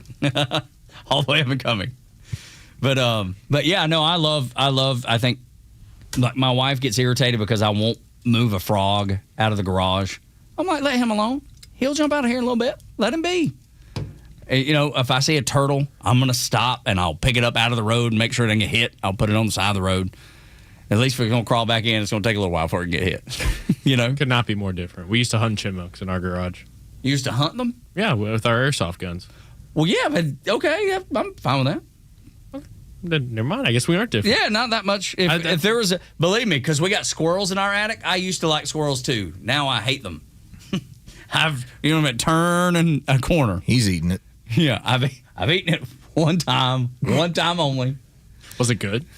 I don't even remember. Probably so. Did it taste like chicken? Probably squirrel so. soup. Yeah, real gamey. Yeah, cousin Curtis was like, "Here, have a sip. It's good." Pretty certain that if you have the right cook, you can make anything taste pretty good. Decent. Yep. But yeah, those squirrels got in the attic. We had 10 of them. And here's the worst part. This is going to make you probably shudder a little bit. I couldn't, once I first caught the very first one, I didn't know what to do with it. I was like, oh God, what? Ate it. Yeah, that's right. As a example to the rest. Called Curtis, was like, you won't believe I got us one. Come down here and see if you can cook this. Curtis showed up with a knife and fork. Get the broth ready. Right. He had a little tablecloth. Got a little dinner bib. Yes. No, it's not what happened. It's actually worse. I didn't know what to do with it. I was trying to figure it out. So I was searching the internet, and it said, I think it was the Washington State Department of Natural Resources said drown it was the most humane way to do it. And so I did, and it was awful, and I never did that again. It was so awful. I felt like a goblin. I felt like a ghoul, even though I hated that squirrel for being in my attic and making such a mess. My grandfather, when we had possums that had gotten up in our attic back when we were in Texas, and he got hold of one of them. And my dad, when he would previously, get one in the trap, he would say, I dropped it off in the woods. Mm-hmm. My dad didn't do that. No. Yeah. Well, my grandfather had no time for stories. He took a coat hanger and strangled that thing in front of me. Let's go. Because Jimmy was not a guy to mess around. That's right. And then if your grandmama hollered at him, he knew to act right. And man, my mom called and read the riot act to her dad. Oh, that's funny. Like, you strangled it in front of my son? We've got to talk about the stuff. Yeah, let's get it at 9 o'clock. Yeah, the stuff Pouchy and the team lied about next on Xtra 106.3.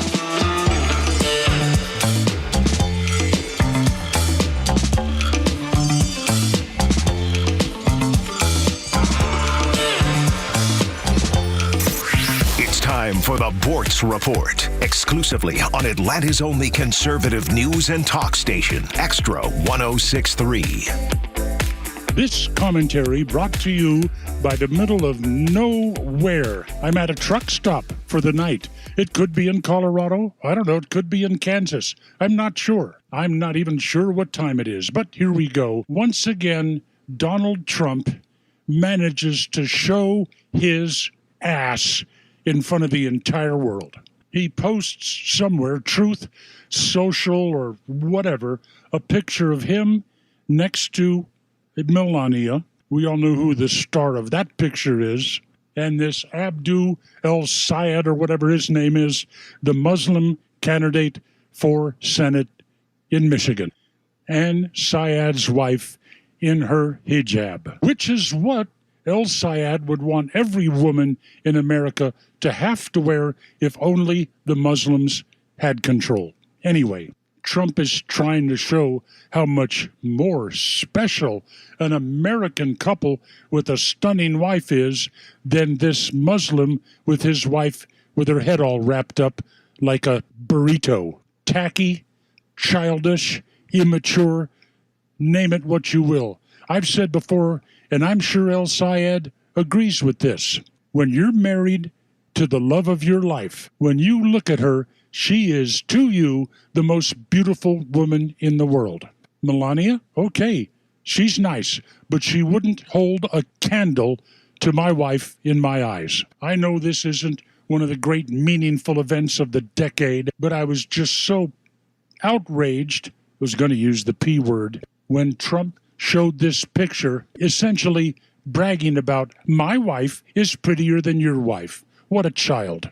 And again, I say, I like what he does, but I do not like what he is. Neil Bortz, Extra, 106.3. The Morning Extra, every weekday morning from 6 to 10 on WFOM and W292 EV Marietta, a Dickey Broadcasting Station. Extra 106.3. Do Wisconsin Democrats want a socialist governor? I'm Dave Anthony, Fox News. They are deciding that at the polls today with Francesca Hong, the primary frontrunner. She has run on the platform of higher minimum wage, higher taxes for rich people, universal health care, and a one-year moratorium on new data centers. She has flip-flopped on tweets calling to defund or abolish police and criticizing Thanksgiving. She called those bad takes. Fox's Mike Tobin in Milwaukee. The winning Democrat will face Republican Congressman Tom Tiffany in the governor's race in November. There are also progressives on the ballot in primaries today in Connecticut, Minnesota, and Vermont, and Fox's Zebin Brown reports. 4 of Alabama's 7 congressional districts hold primary elections today for parties to pick nominees for November's congressional elections. These are primaries for the districts affected by the U.S. Supreme Court ruling allowing the state to rely on congressional district maps drafted in 2023. Newer maps were ruled unsuitable. There's also a special Republican primary in South Carolina to replace late Senator Lindsey Graham as the GOP nominee in November. President Trump could be taken to court over an executive order some doctors and medical experts do not support, reducing the number of recommended childhood vaccines from 18 to 11, COVID no longer among them. And speaking of COVID, ex-presidential advisor Dr. Anthony Fauci is under more scrutiny over his recommending the vaccine. There have been no red flags of anything that anyone would be worried about. That's what Fauci told CBS in 2021 during the pandemic, weeks after writing in private text messages made public that he had concerns about the second dose of the COVID vaccine causing inflammation that could cause pregnant women to have miscarriages. Republican Senator Roger Marshall tells Fox he wants a special counsel. They have subpoena power. They can have an independent investigation, and then they can prosecute as well. A GOP-led Senate committees held Fauci in contempt of Congress for refusing to answer COVID questions.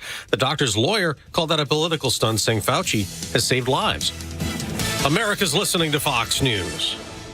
When it comes to supplements, 2 things matter most. A, that it works, and that you can trust it. Rather than just tell you about Relief Factor, we'll let our audience do that. We hear from people every single day whose lives have changed, and I want you to hear a few of their stories. Joni shared that before Relief Factor, her husband couldn't open his hands in the morning and had to give up playing the guitar. Now he wakes up with flexibility, and he's back to playing music. They are both recommending Relief Factor to friends as a way to enjoy the things they love again. I get what Joni's husband went through. I couldn't paint. I couldn't button my own shirts in the morning. The pain made it so difficult to hold a paintbrush or button my shirts. It was horrible. And they make it really easy now for you to find out if you can be the next person that's telling us about Relief Factor and how it gave you your life back. 3 weeks, $17.76. Try it. ReliefFactor.com, 800-4RELIEF. You'll connect with their friendly local team, and they'll do everything they can to help. We hope you soon will be sharing your story with us as well. ReliefFactor.com. Want weather? Grab your phone. Need traffic? Grab your phone. Conservative news and talk, also on your phone. Get the Extra 106.3 app. There we go. Athens' finest. Morning, y'all.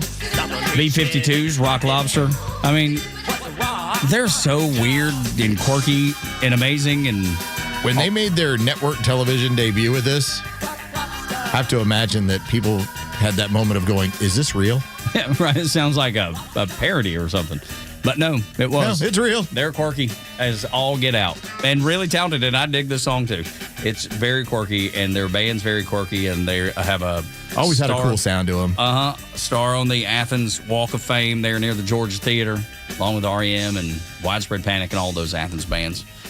Morning Extra and Extra 106.3 Tug and Los until 10. We're so grateful you're here. You never can tell what happened in the 9 o'clock hour. It'll get off the rails on the crazy train sometimes. Today, we're going to get to the lies. We're going to get to the lies in just a minute. As I know you know about those lies. I know you've talked about those lies. And they deserve to be discussed. So let's get to them here on Extra 106.3 and the first thing to know. A boy arrived just the other day. He came to the world in the usual way, but there were mics to grab and shows to play.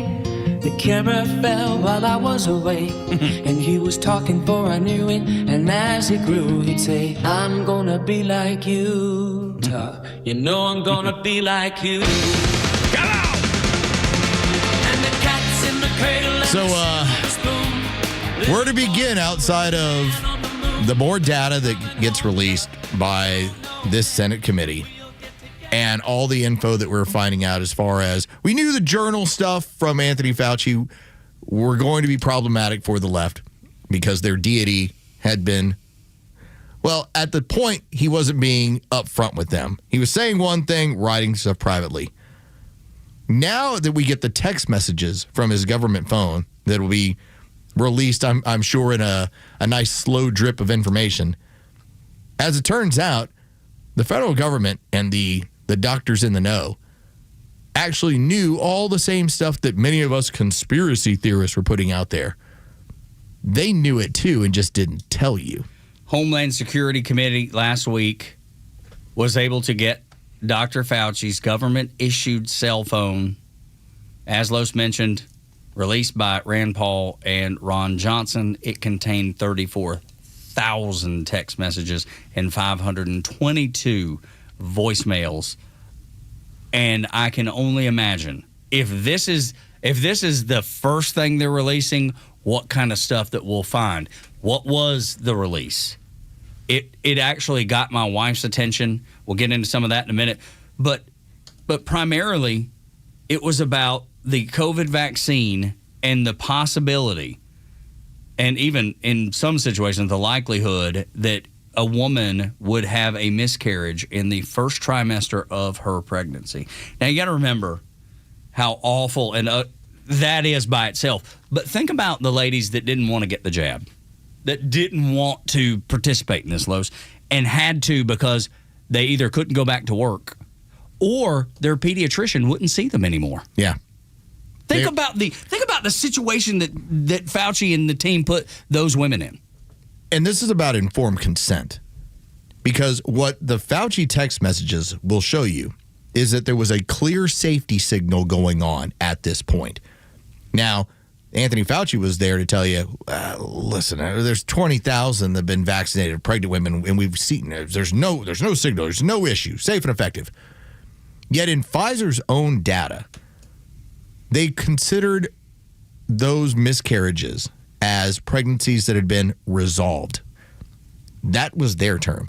We knew going back to the testing on animals what it was doing to the menstrual cycle of women.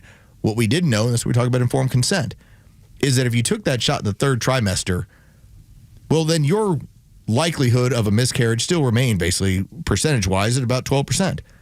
What we didn't know is that it shot up significantly if you took it in the first trimester. But the government knew, and Fauci knew, and Walensky knew. They all were seeing it. They were discussing it privately through text messages. That's the crazy part. They knew.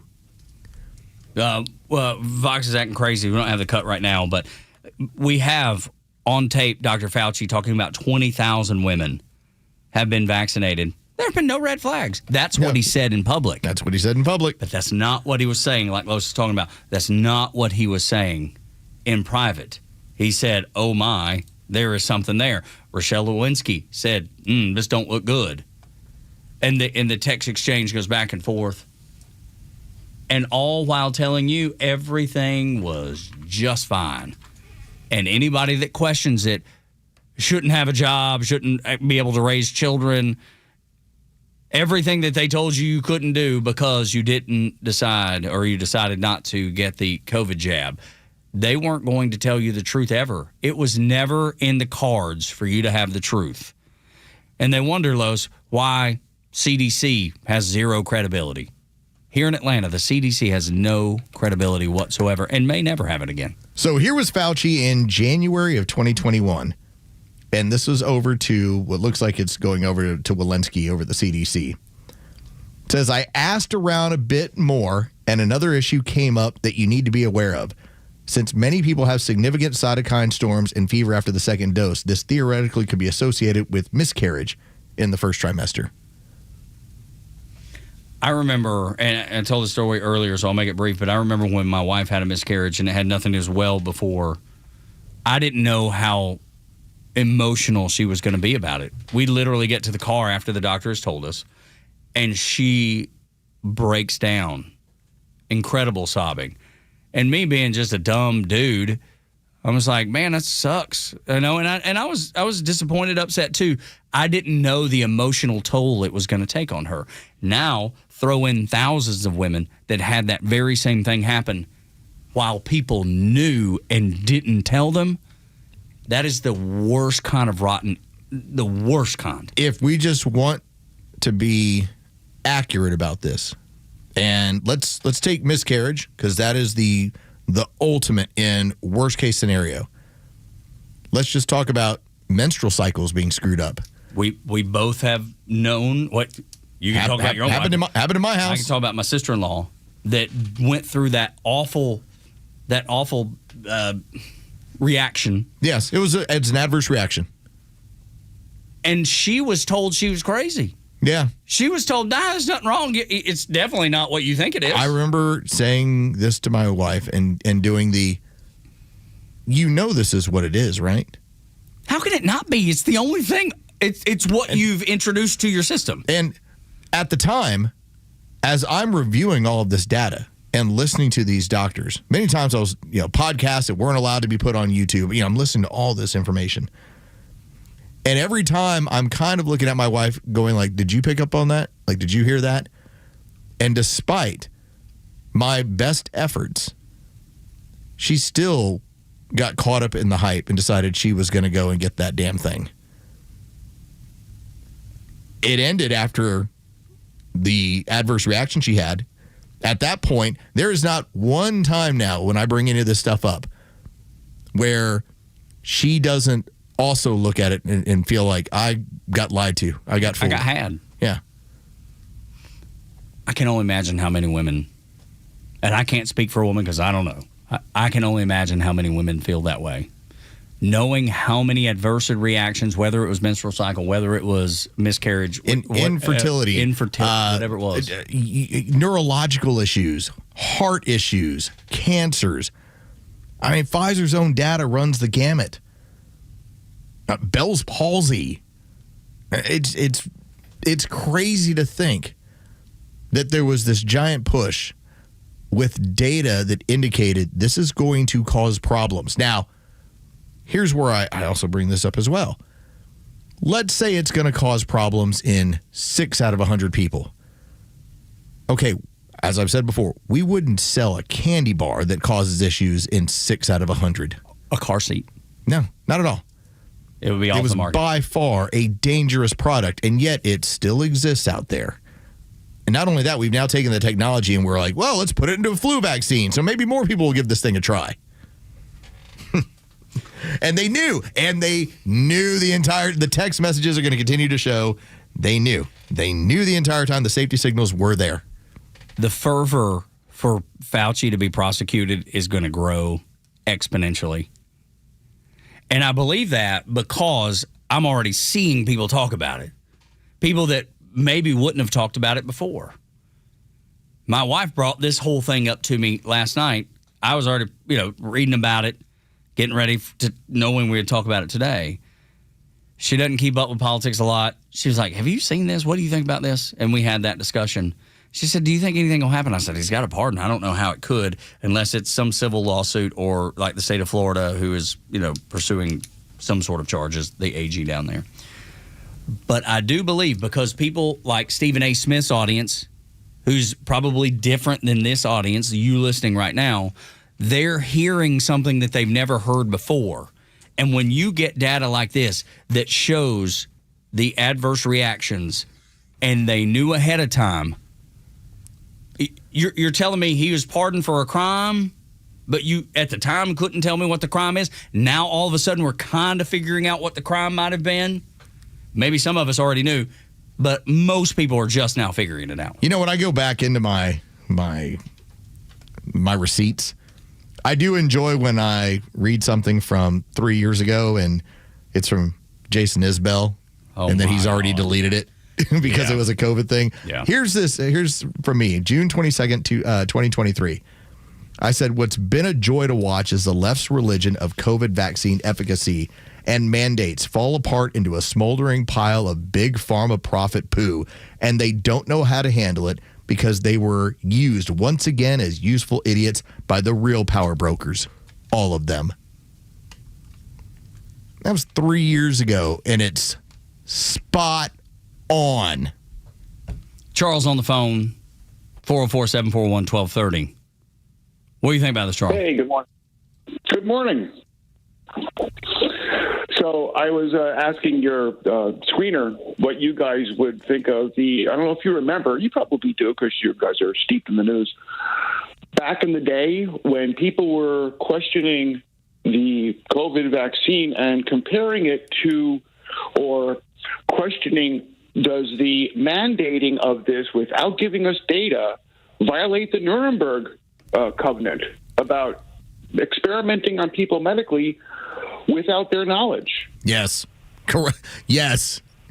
Those have brought that up many, many times. Charles, here was my point about it because we did have a consortium of doctors who came together to point out, listen, you're experimenting on people with this. And when I tried to get people to wrap their heads around that they are part of the largest clinical trial in human history, they didn't want to hear it because all they could do was believe what they were being told, even by people like Barack Obama, who told them they are part of the largest human trial in world history.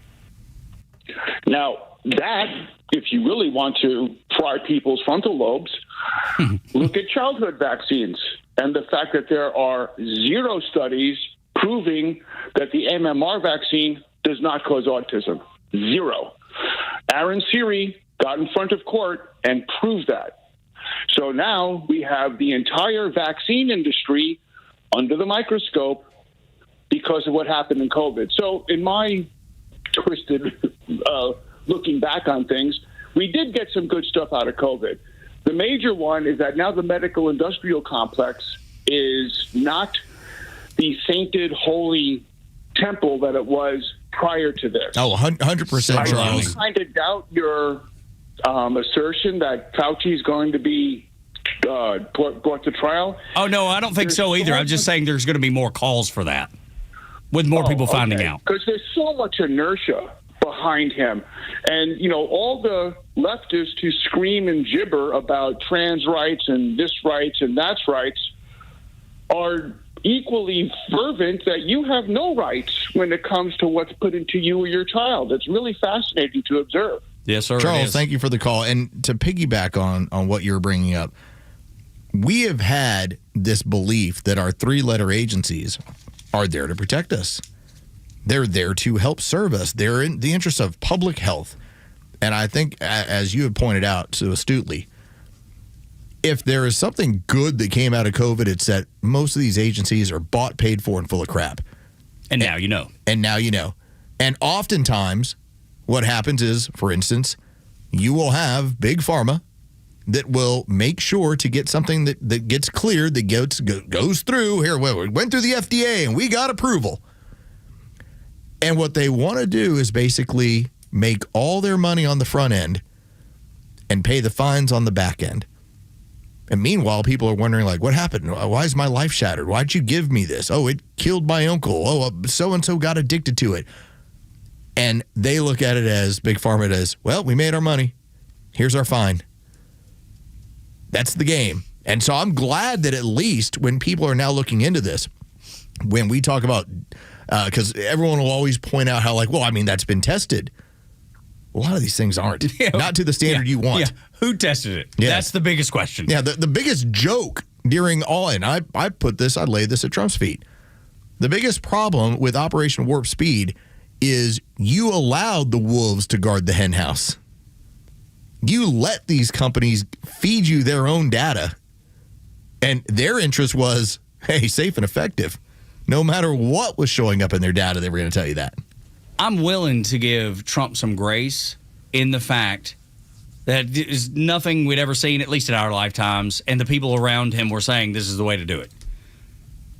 But when we started getting information that it wasn't going well, that's when my grace is up. That's when I stopped giving grace. And we made fun of him for talking about Operation Warp Speed on the campaign trail. Biggest mistake that he had in his presidential What are you doing? Term. Like, the grace period is over, dude. The grace period's done. I don't think any of that was good. I don't think any of the things that you were told were good. Whether it was you making the decision or the people that were in place in your administration, the grace period is over. You let something occur. You created a scenario by which you had a product that was rushed to market that after 20 years and $31 billion of spending on it was not ready. And yet, this was your push that then the left, when they got a hold of it, ran with it and mandated it in the interest of profit. They knew early on in January of 2021. And we know that's verified We've now. got problems here. This thing is dangerous. Verified by Dr. Fauci's own text messages and his little journal, like a 14-year-old girl. Yeah, if you ever want to go down the road of just looking into the fines that Big Pharma has had to pay, you'll be shocked the amount of times that they've been more than willing to cut the $1 billion check and hold on to the rest of the money they made. I mean, at this point, you did have the court system get involved in Purdue Pharma for OxyContin, where you just created this wrath across the entirety of the country. And when they were hit with what ended up being now, it's like $7.5 billion versus what they made off of that entire deal. I was like, you created this horrible tide of drug users across the entirety of the country and basically got away with it with a fine. It's awful, man. It's terrible. I will say, I was happy to see what Donald Trump did yesterday with Bobby Kennedy in the childhood vaccine schedule, 72 to 11, which more closely reflects what Europe is doing with vaccines. And it's not that you can't get those. See, that's the thing that gets twisted up. It's just not mandated towards you. Mandated anymore. Yes. You can get any vaccine that you and your doctor see fit. Yeah, you can choose to if you feel, especially, and I think, see, here's the whole idea about medicine and why it's called a practice. It's because we're all going to need different stuff. We're all going to react differently. There is no one size fits all. And so there might be someone who, because of an underlying issue, they might be required to take some other sort of medical treatment. But to think that everybody gets the same thing completely ignores the whole idea of a medical practice. And we ran into that, thankfully, with my son. We ran into it early with the flu shot because it's incubated an egg. The doctor wanted to give it to him. We're like, no, I think we're good. He's allergic to egg. And they're like, nah, it's not going to bother him at all. And you listen to your pediatrician. And before we got to the car, he couldn't breathe. We thought he was going to have to take him to the hospital. He's got a reaction. He's had a horrible reaction, and that was just the flu shot. And yet they pushed so hard that we felt pressured to do it. By the way, Purdue Pharma, for their $7.4 billion fine, they made $35 billion off OxyContin. $1 billion fine, 35 is what they made. Pretty good return. That's your return. Morning Extra and Extra 1063. When we come back, let's put the way people live longer in a visual sense as to why communism is not good for you, and it must go away. Next on Extra.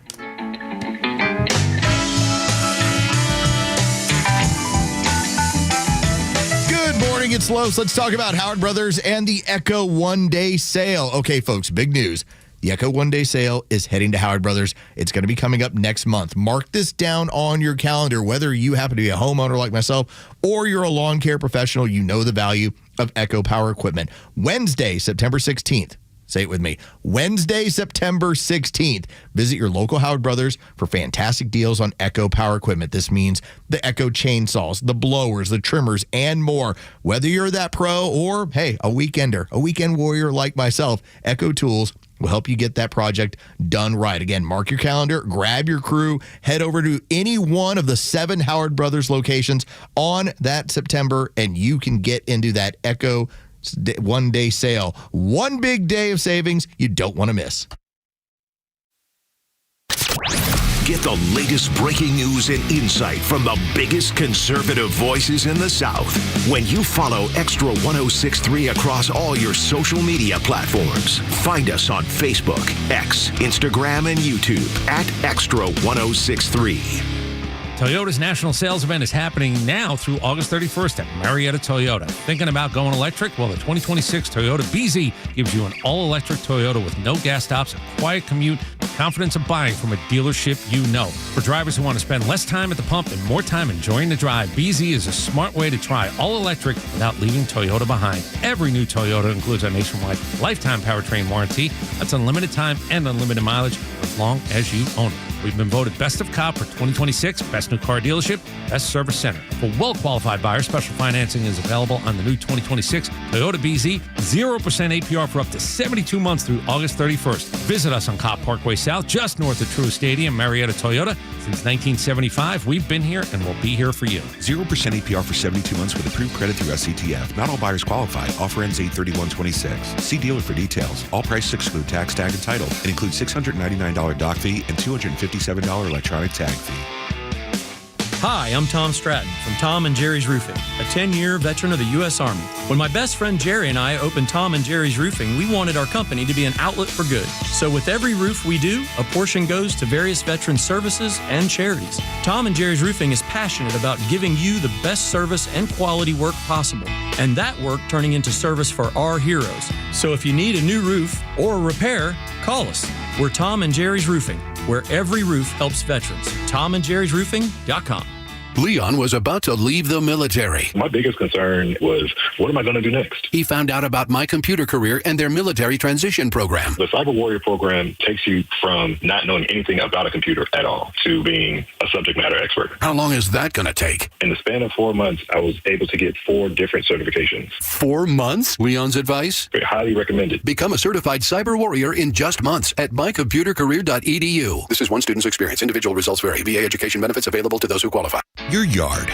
It stresses you out between the watering, the seeding, the weeding, and mowing. And no matter what you do, you're never satisfied. Have you thought about artificial turf? It's low maintenance, pet friendly, and looks amazing all year round. ATL Turf Co. is Atlanta's top choice for artificial grass installation. Let them build you a custom golf or putting green, outdoor kitchen, or pool deck. They even specialize in custom concrete and stonework. Schedule your free in-home consultation today at atlturfco.com. That's atlturfco.com. Summer is coming to an end and football season is about to kick off. There are plenty of things to celebrate this time of year, but when this celebration includes alcohol, do not make the wrong decision to drink and drive. Georgia has a zero tolerance for drunk driving, meaning all drivers caught over the limit will be arrested. No exceptions, no warnings. That's why the Governor's Office of Highway Safety reminds you to avoid the risk of a DUI arrest by planning ahead for a ride with a sober driver. Sponsored by the Governor's Office of Highway Safety. The stories that matter to you. These are your Georgia headlines. It's Tuesday, August 11th, and here are your headlines. A New York judge has temporarily blocked Mayor Zohran Mamdani's luxury second home tax, ordering the city to halt its rollout. The judge said the administration failed to properly determine which homeowners were subject to the surcharge. The city says it plans to appeal the ruling. The NCAA and FBI are teaming up to protect college athletes from online exploitation. Partnership will educate student athletes about scams, sextortion, and protecting private images and personal information. The goal is to help athletes recognize warning signs before they become victims. And finally, ICE says a major immigration operation across Georgia resulted in more than 1,200 arrests. ICE says 720 of those arrested had criminal charges or convictions, including offenses involving drugs, weapons, assault, or crimes against children. The Georgia operation comes after ICE made nearly 51,000 arrests in July across the nation. It'll be partly cloudy with another chance for storms and showers in the afternoon today, with a high of 90 and a low of 73. The Extra 106.3 headlines. I'm Bryce Gobert. Roar. Do not forget the roar, because that's what makes it official. The roar. Or if you hear somebody say, "Hey, Bronco." You know, Tug and Los. Hey, is that the El Commodore? It is. Yes, it is. We need to find you a sound. With his fleet. Yeah, okay. Everybody's got a sound, but that's a good point. That's a good point. Maybe one right now. Maybe a buoy, ding ding, with a bell on top of something. Yeah, something slow. It doesn't move a whole lot. You know, that'd probably be it for me. The El Commodore. Maybe the El Commodore. the Commodore. Hit him with a double the. The El Commodore. That's right. Love it. Which is now. No. The El Commodore. That's right. It needs to be official. It has to. I mean, it's kind of more Spanish. Yeah, it didn't really. Like, is he a matador? But I like the effort. That's what I had on hand. Okay. Yeah, because that's more like I'm about to get gored in Spain in the running of the bulls. That's not. Here, I will send you one and see if this one might work. All right. I love it. All right, let's go to Bryce. All right, Bryce, check your inbox. Maybe this one will work for us. I don't know. I can't hear it, so he's just flying blind here. I'm doing this on faith. We don't. This computer's not attached to anything that allows me to hear anything. Baby, I'm a running on. Actually, I think I can put that computer on air.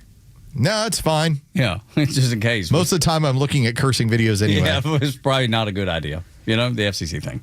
So while you pull that, and we'll see if I've got a good. Where you're laughing. He's laughing. Okay, because if I get my own the El Commodore sound effects, that'll be good. So that's perfect. I think there it is. A nice tugboat. You know, coming in to pull a bigger boat, bigger ship. Oh, look, he's coming into port. That's right. It's the El Commodore. Oh, there he is, everybody. That's right. And Bronco. That's right. Can you do this? You gotta be quick. You gotta be quick. It's all about being on the right tab. You know? It is, man. You gotta be quick. That's right. You won't put those together. A pair of 6 shooters. Yeah. On the hips. Come on. It's gotta be low on the hip too. Yes. You're like Bugs Bunny style. How in the world do you live longer? I would say, just me, throwing out ideas, exercise, try to have a decent diet, avoid, jumping out of airplanes. Or hot air balloons. Don't get in them. Don't go snorkeling with sharks. Those are some ways to live longer. But there are other ways, Los, that you could live longer. So I have this by the numbers. But I'll be all right as long as there's light from a math dude. Most people don't like math. This is not even math. This is just a simple visual. I like it. And this actually comes to us when you start going through this data. It's from a world data sheet. And what it has is life expectancy, ages. It's not complicated, right? Very simple. All right, I can keep up with And this. it tracks Chechnya, Poland, Romania, Hungary, and Bulgaria. I can't even spell half of those. That's fine. Just put like CZ. Okay. Chechnya. CZ. Poland. You got Poland. Yeah, I got Poland. I can do Poland. Not a problem. Romania, Hungary. I mean, these are all places that former Soviet bloc. Yeah, okay. I got that. But Chechnya was the one that was, so CZ, that'll work. I wonder which one has the hottest women. I have to look into that one, too. You do this, I'll look that up. Okay, you look that I'll up. figure that far out. So this tracks from 1960 on.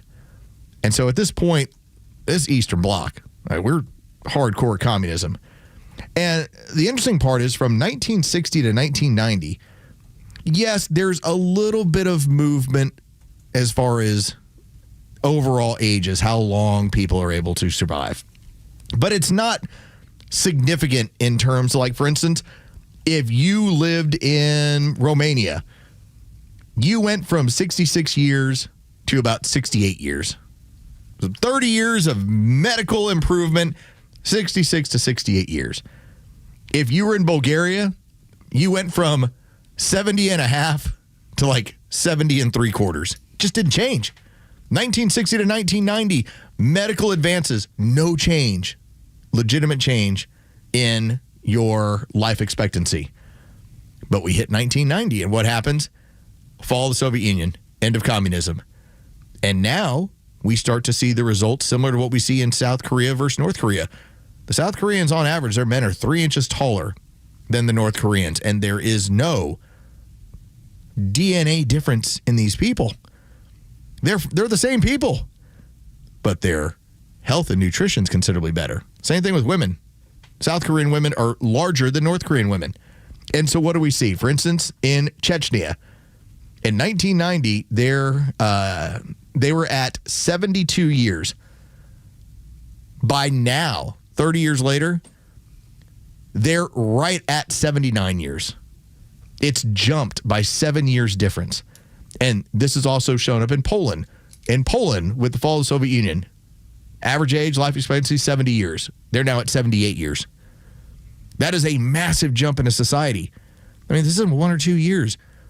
This is nearly a decade of more life because of better health, better nutrition, better stuff that's available for you. If that's not the demonstration of the difference in communism, socialism versus capitalism in a society, life expectancy, I don't know what is. I think that's probably pretty clear that your people are living 10 years longer.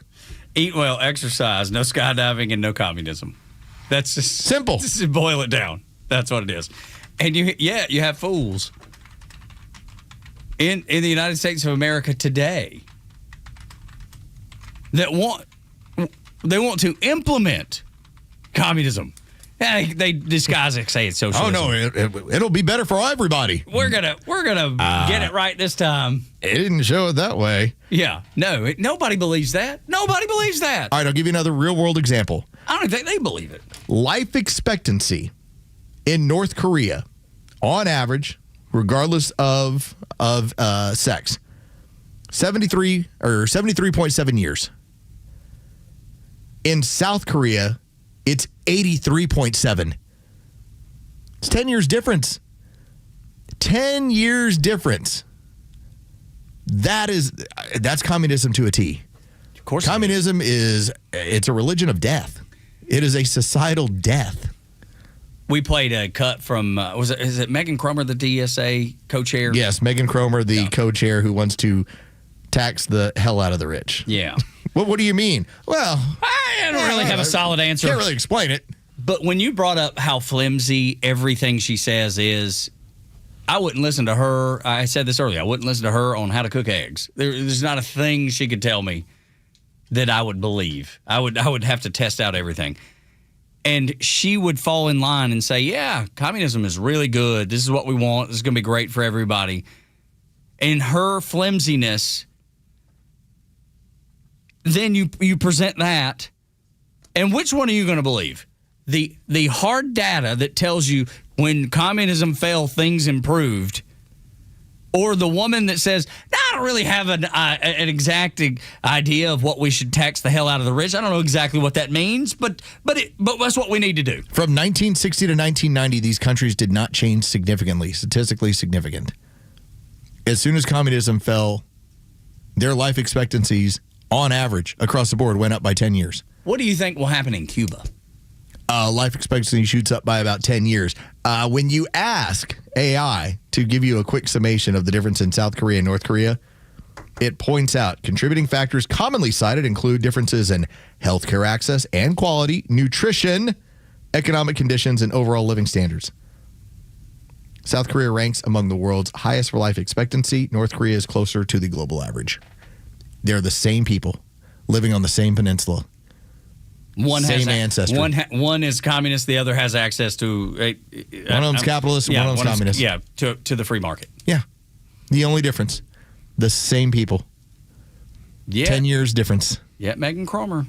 But I want to listen. I'm dying to listen to her because I want to believe. I mean, I think that if we were to just, and not that it really matters to any of the really devout communists, because they're interested in their own power.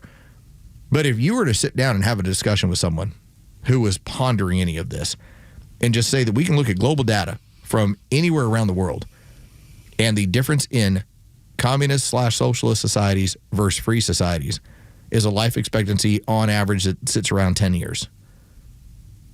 On average, across the board. The South Koreans are a perfect example. South Koreans versus North Koreans. That needs to be a campaign slogan, campaign commercial, campaign set of commercials. And so the fun part is you start explaining, all this talk about, hey, we're going to make it Medicare, Medicaid for all. As it turns out, it'll be health care for none. That's right. That's what happens. It's health care for none. That's exactly. You will die of your issue before you ever see a doctor. And I don't know if you know anything about, and I always go back to the VA. If you want to know what it's going to look like when you have Medicare for all, ask any person that's gone to the VA. And that's not anything negative about Kai Mentzer, who's running the Atlanta VA. He's a good man. He is. And he's trying his damnedest to fix it. Bureaucracy of all of it. All the rules. Heavy-handed government. Yep. It is on display at the VA. That's what you're in for. Ask people like Joey Jones, who had a catastrophic injury and has had to deal with them. Just look at what's already in place, and you will easily understand, why you don't want the government involved in your health care. They need to be out of it altogether. It needs to be free market, wide open. You need to be able to sell insurance across state lines. It needs to be wide open. Tug, let's say tomorrow you come down with, it feels like you're getting strep throat, and you need to see your doctor. How long do you think it's going to take to see your doctor about that? I'll probably get in that day. All right. On average, again, these are just the numbers. If you need to access primary care through the VA, right now it's 20 to 30 days. And that's what they want you to have. That's what they want everybody to have. Specialty care is also several weeks.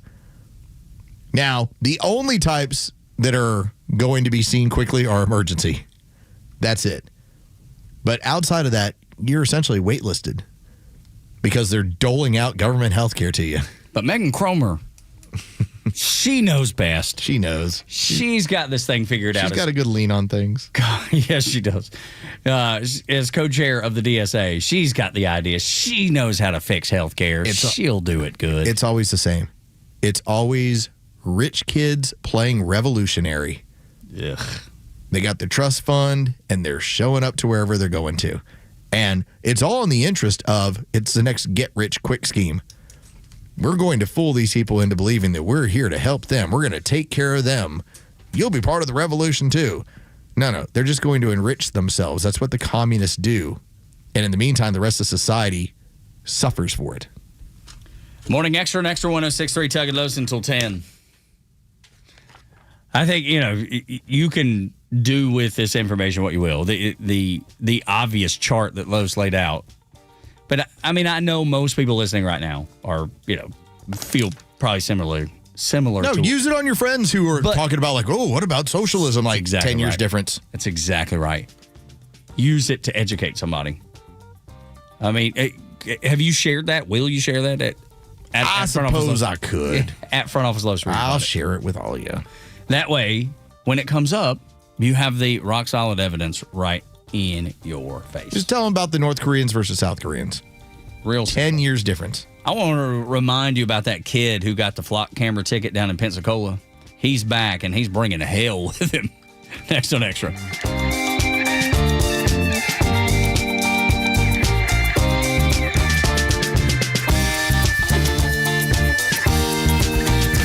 Xtra 106.3 Sports, powered by 680 The Fan. Good morning. Here are your sports headlines for Tuesday, August 11th. The Atlanta Braves dropped the opening game of their 3-game series with the New York Mets at Truist Park last night, 8-5. The final. Bryce Elder struggled from the start, surrendered 7 runs on 10 hits in 5 innings of work on the mound. Game 2 is set for tonight. That'll be Martin Perez on the mound against Nolan McLean from Truist Park. First pitch is set for 7:15. You can hear the game action on our sister station, 680 The Fan, and for free on the Fan app. From the NFL, another day, another big contract. The Dallas Cowboys signed defensive tackle Quinnen Williams to a 3-year deal worth nearly $106 million. As for the Falcons, they're gearing up for week 1 of the preseason. They will match up with the Denver Broncos on Friday night. With your sports headlines, I'm Carlos Medina. Hey, it's Drake Baldwin. Everyone knows my winning team on the field, but when there's no hot water, I need a win at my home base. When it comes to plumbing, my winning team is Superior. Superior Plumbing is there whenever I need a leak repaired, toilet replaced, or a water heater installed. For over 40 years, they've been Atlanta's go-to plumbers. And Superior is still locally owned. For Superior, there's no job too small. For Superior, the honest one, call 770-422 Plum. Got a home project coming up? Don't miss the All Four Seasons Home Show, hosted by Dan Watkins of All Four Seasons Garage and Entry Doors and Chris Lalamia of the Trusted Toolbox. Every week, they talk with experts from Atlanta's top home improvement companies, sharing tips on plumbing, roofing, landscaping, and more. This week, we have the wonderful folks from Plum Hero. So don't miss the All Four Seasons Home Show, Saturday mornings at 9 on Extra 106.3. This is Tom, the Honest Car Guy, and I'm here with Ron. And I'll let Ron tell you a little bit about his experience with us, and not only that, but the differences between a new car dealership and the Honest Car Guy, because there is a difference, with no doc fees and no addendums. It's kind of straightforward. They get to see what we pay for the car, and that's not something you get at a dealership. Usually we're back and forth, and then you get like 1,400 pages of paper. And in this case, we did it all online. I mean, it was like, okay, I don't mind doing paperwork once I know that this is the deal. And you got to see the financing, the numbers up front before you even bought it. You can make that call, and within hours, we can find you the car you want from your home. I mean, I had a customer call me and say, hey, I bought a car in my pajamas. If I'd have had some, I'd have been wearing them. Friends, if you're in the market for a pre-owned car, truck, or SUV, get an honest car buy from the Honest Car Guy. You pay what we pay, plus an honest fee, and we back that up by giving you the bill of sale. That's our transparency guarantee. Call 844-SHOW-ME-1. That's 844-SHOW-ME-1. Or visit honestcarguy.com. Running up the middle, hurtling into the end zone. Touchdown, Jackets! The Georgia Tech Yellow Jackets kick off the 2026 season under the lights Thursday, September 3rd, as they host Colorado for their whiteout game at 8 p.m., presented by Renaissance Bank. Rifles it right, gets a block at the 10, cuts inside 5, dives into the end zone. Touchdown, Jackets! Get your game tickets at RamblinRack.com. Sting 'em. When you retire, you walk away from meetings, deadlines, and spreadsheets. But you know what you also walk away from? Your paycheck. So now what? You call Evan Ward and the team at Atlas Retirement. Evan's main focus has always been protecting what you have and building a paycheck that comes in every month. Call today for a no-cost, no-obligation meeting with Evan Ward and Atlas Retirement. 678-252-5224. Investment advisory products and services made available through Impact Partnership Wealth, LLC, a registered investment advisor.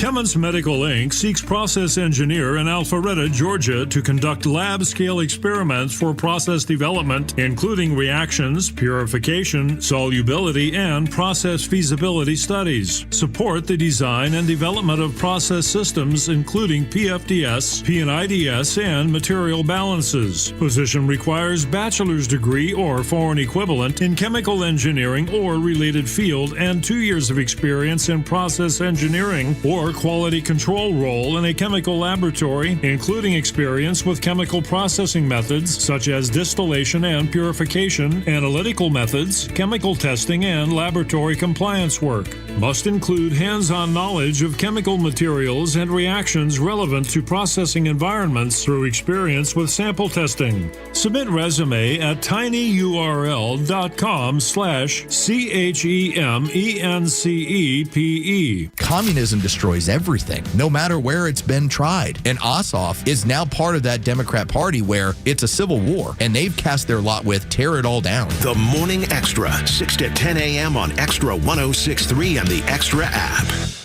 In the last segment, we were talking about how the communists, people like Hassan Piker and El Sayed up in Michigan, the DSAers, they talk about Medicare for all. And that has gotten Jennifer's ears to perk up. She's on the line at 404-741-1230. Jennifer, what's on your mind? Good morning. Hi, guys. Hello. These folks that talk about Medicare for all, if Medicare is so great, then why is it every fall during the enrollment period you have all these commercials for these supplemental programs? Boom. Thank you. That's right. That is so well said. Yeah. What's the need for these supplemental programs? If it's so good, why do they have to advertise it so hard? Yeah. Well, but then why do they have to add supplemental programs to it? I mean, that's the other part of it. If it's so wonderful. Here's the add-ons that you need to make it actually work. To make it work for you. Yeah, it's insane. It's absolutely insane. I don't know anybody that thinks the government runs anything well. Because it's been proven again and again and again. I can't think of a government program that does run well. If you got one, 404-741-1230. When my wife and I were discussing so many of these topics that we were kind of throwing around on the show, most notably the whole miscarriage issue and what Fauci and Walensky knew and when they knew it and what the health safety signals were, I did give her the Ronald Reagan quote. Because my wife was talking about how, my parents, they're really hardcore Republicans and they fell for it too. I was like, I know. And I go, well, this is what happens when you have something delivered by government. And I was like, you can always go to the Ronald Reagan quote. And she's like, what's that? I'm from the government. I'm here to help. Scariest words in the English language. I'm from the government. I'm here to help. Dude, that's awful. It scares the daylight. Just the thought of it. She got a giggle out of it. I'm sure she did. Yeah. I'm glad she did. I'm from the government and I'm here to help. Knowing how she typically votes, I'm glad she did. Yeah. I think it's eye-opening for a lot of people. I think this is eye-opening for so many people that would have never otherwise questioned a thing, go along to get along. I understand. I get it. I think it's going to help. And I've said this multiple times, and if I sound like a broken record, I'm sorry. When people like Bill Maher say it, I think it's impactful because his audience don't typically hear it. When it happens on Stephen A. Smith's show, it's impactful because those people never hear it. Yeah, if you're listening to us, you're going to get a chance to hear this stuff. If it's a completely different sort of programmer and they're saying the same thing now, hopefully everybody gets it. Yeah. Hopefully. Liberal John's on the phone, 404-741-1230. Buddy, what's up, man? How are you? Hey, guys. Happy Tuesday. Happy Tuesday. I was telling Bryce, I agree with you guys completely as far as the system's just messed up, but I was telling him that we are the richest country in the world, and we've got to figure something out because I don't think that you should go broke because you get hurt or sick. You shouldn't go into bankruptcy. It shouldn't. This stuff shouldn't cost us as much as it does. I think government being involved is why it costs so much. Okay, but how about the insurance company's involvement and running the scam from the top to the bottom? Yes, because they're insured and protected by the government. That's right. If we could get John, and here's where I think we would agree on this. If we could actually have a truly competitive landscape where you could go ahead and select from different programs from around the country rather than just only having 2 or 3 and that's it, I think that natural competition would force companies to have to be far more competitive and have far more quality with this stuff. What about our government being involved some kind of way, though, as far as rules and regulations or something? Guys, if we just give this if our government is not involved at all and we just give this to the insurance companies and the medical companies, then they're going to run amok with the American people. That's what our government's in place for, is to keep these corporations and these people in check. No, it's not what our government is here for, John. We have to keep have to keep companies in check. That is a role of our government. They're in bed together, John. Well, of course, but You can't just take them and remove the government completely from everything that we do. No, I'm talking about the removal of government and using competition to level the playing field. As it stands now, government exists when it comes. Where does that work John, anywhere else in the world? Where does that matter? John, competition always works. And the problem is you don't want to try competition. Instead, you want to sign up for a system in which case the government limits competition in order to create a sweetheart environment for the insurance companies. I just want people to not go broke and for us not to be which is hit noble. over the head medically the way we are. Which is noble. It's the only place in the world where we're getting hit in the pocket the way that we are. Only place. Appreciate the call, John. It's just you and I look at this completely differently in terms of how to fix it. I'm saying competition with the government not picking winners and losers, the crony capitalism. Get rid of that end of this. Make it a competition. I hope John realizes that Republicans are guilty of crony capitalism at the highest level of the party. The board. It is across the board. So I just don't want him to think that we're giving the Republicans a pass because they're guilty of it too. Well, and the problem is too, you do have the government that especially when we went through the COVID era, the government was subsidizing the outcomes. If you died on a ventilator, if you got a ventilator, if you had to get a certain medication they were handing you, the government was bonusing them off of that. The government was $37,000. The government was involved in your health care during a pandemic period, and you're sitting there asking for more government to fix it? I'm telling you, get the government out of it. Don't let the government able to set up a scenario in which they can pick winners and losers. Because as it stands right now, without being able to have competition across state lines, you have, in this case, you've created these weird markets of scale, these captured markets, where insurance companies don't have to worry one bit about somebody else coming into the marketplace and providing a better service and doing it for less and making it more competitive. Competition always wins. It always wins. But across the board, in all of D.C., none of them want it. No, that's right. The Uniparty is against it. The Uniparty is completely against it. Republicans and Democrats are both against it. They are. Because they're bought and paid for. By all of this. Right. How do we make sure we have the sweetheart deal? We pay them a lot. I feel like I just had to tell you that the Cadbury Easter Bunny ain't real. Like, John, you're busy chasing government to help. Government's the problem. That's the issue. I was looking up the COVID payment for, $37,000 payment for COVID-19 treatment. They were bonusing hospitals that, by the way, weren't overrun. In fact, they weren't very busy, which is why they were really looking forward to putting you on this protocol. Had to make their money some way because elective surgeries, which is what drives so much of the hospital industry, were not happening. Thing I love about John, though, is he genuinely cares about people. We see it differently on how to solve the problem of caring for people. The idea of this is where progressives, it just goes too far.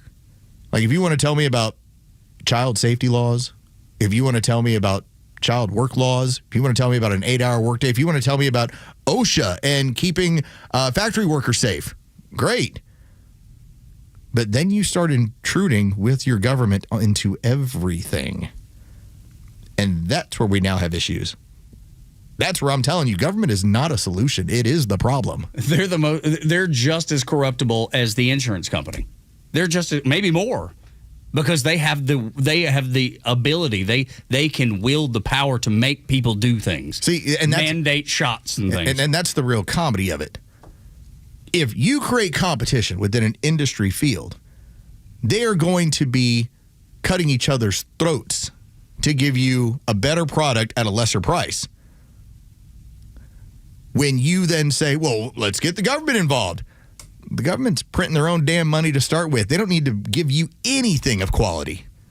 In fact, you're going to take it, peasant. That's how it's going to be. So you get to pick between, do you want to ride the unicorn or do you want to get on the horse? One of these is real. One of the things you can actually do. Competition's real. And works. Your government's solving it, that's the unicorn. We've never seen them do anything. I've never seen them solve anything in my whole life. I've never seen them solve a problem. I've seen them create a whole bunch. Corruptible, with power. Don't forget. Well, the government will come in and fix it. Ask the people at the VA. Ask the people at the VA. I'll drink to that one. Turn them up. Turn them up. Watch the government come in and fix it. We just did an entire show on what the government knew about crap they were making you mandate to stick in your arm, and you're like, no, let's get the government involved to fix healthcare. It's not a good idea. What were you listening to? It's not a good idea. Their text messages in private is why. Oh, no, they'll do the right thing this time around. You watch. Just look at their text messages. Just look at their email chain. Just look at everything that they wrote down and look at what they said aloud.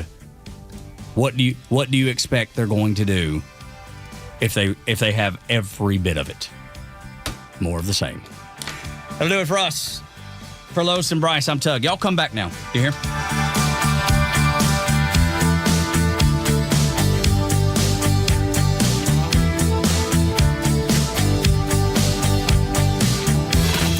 Need more than just headlines on your ride to work? It's the Morning Extra, live from 6 to 10 a.m. tomorrow morning, only on Extra 106.3 and the Extra app.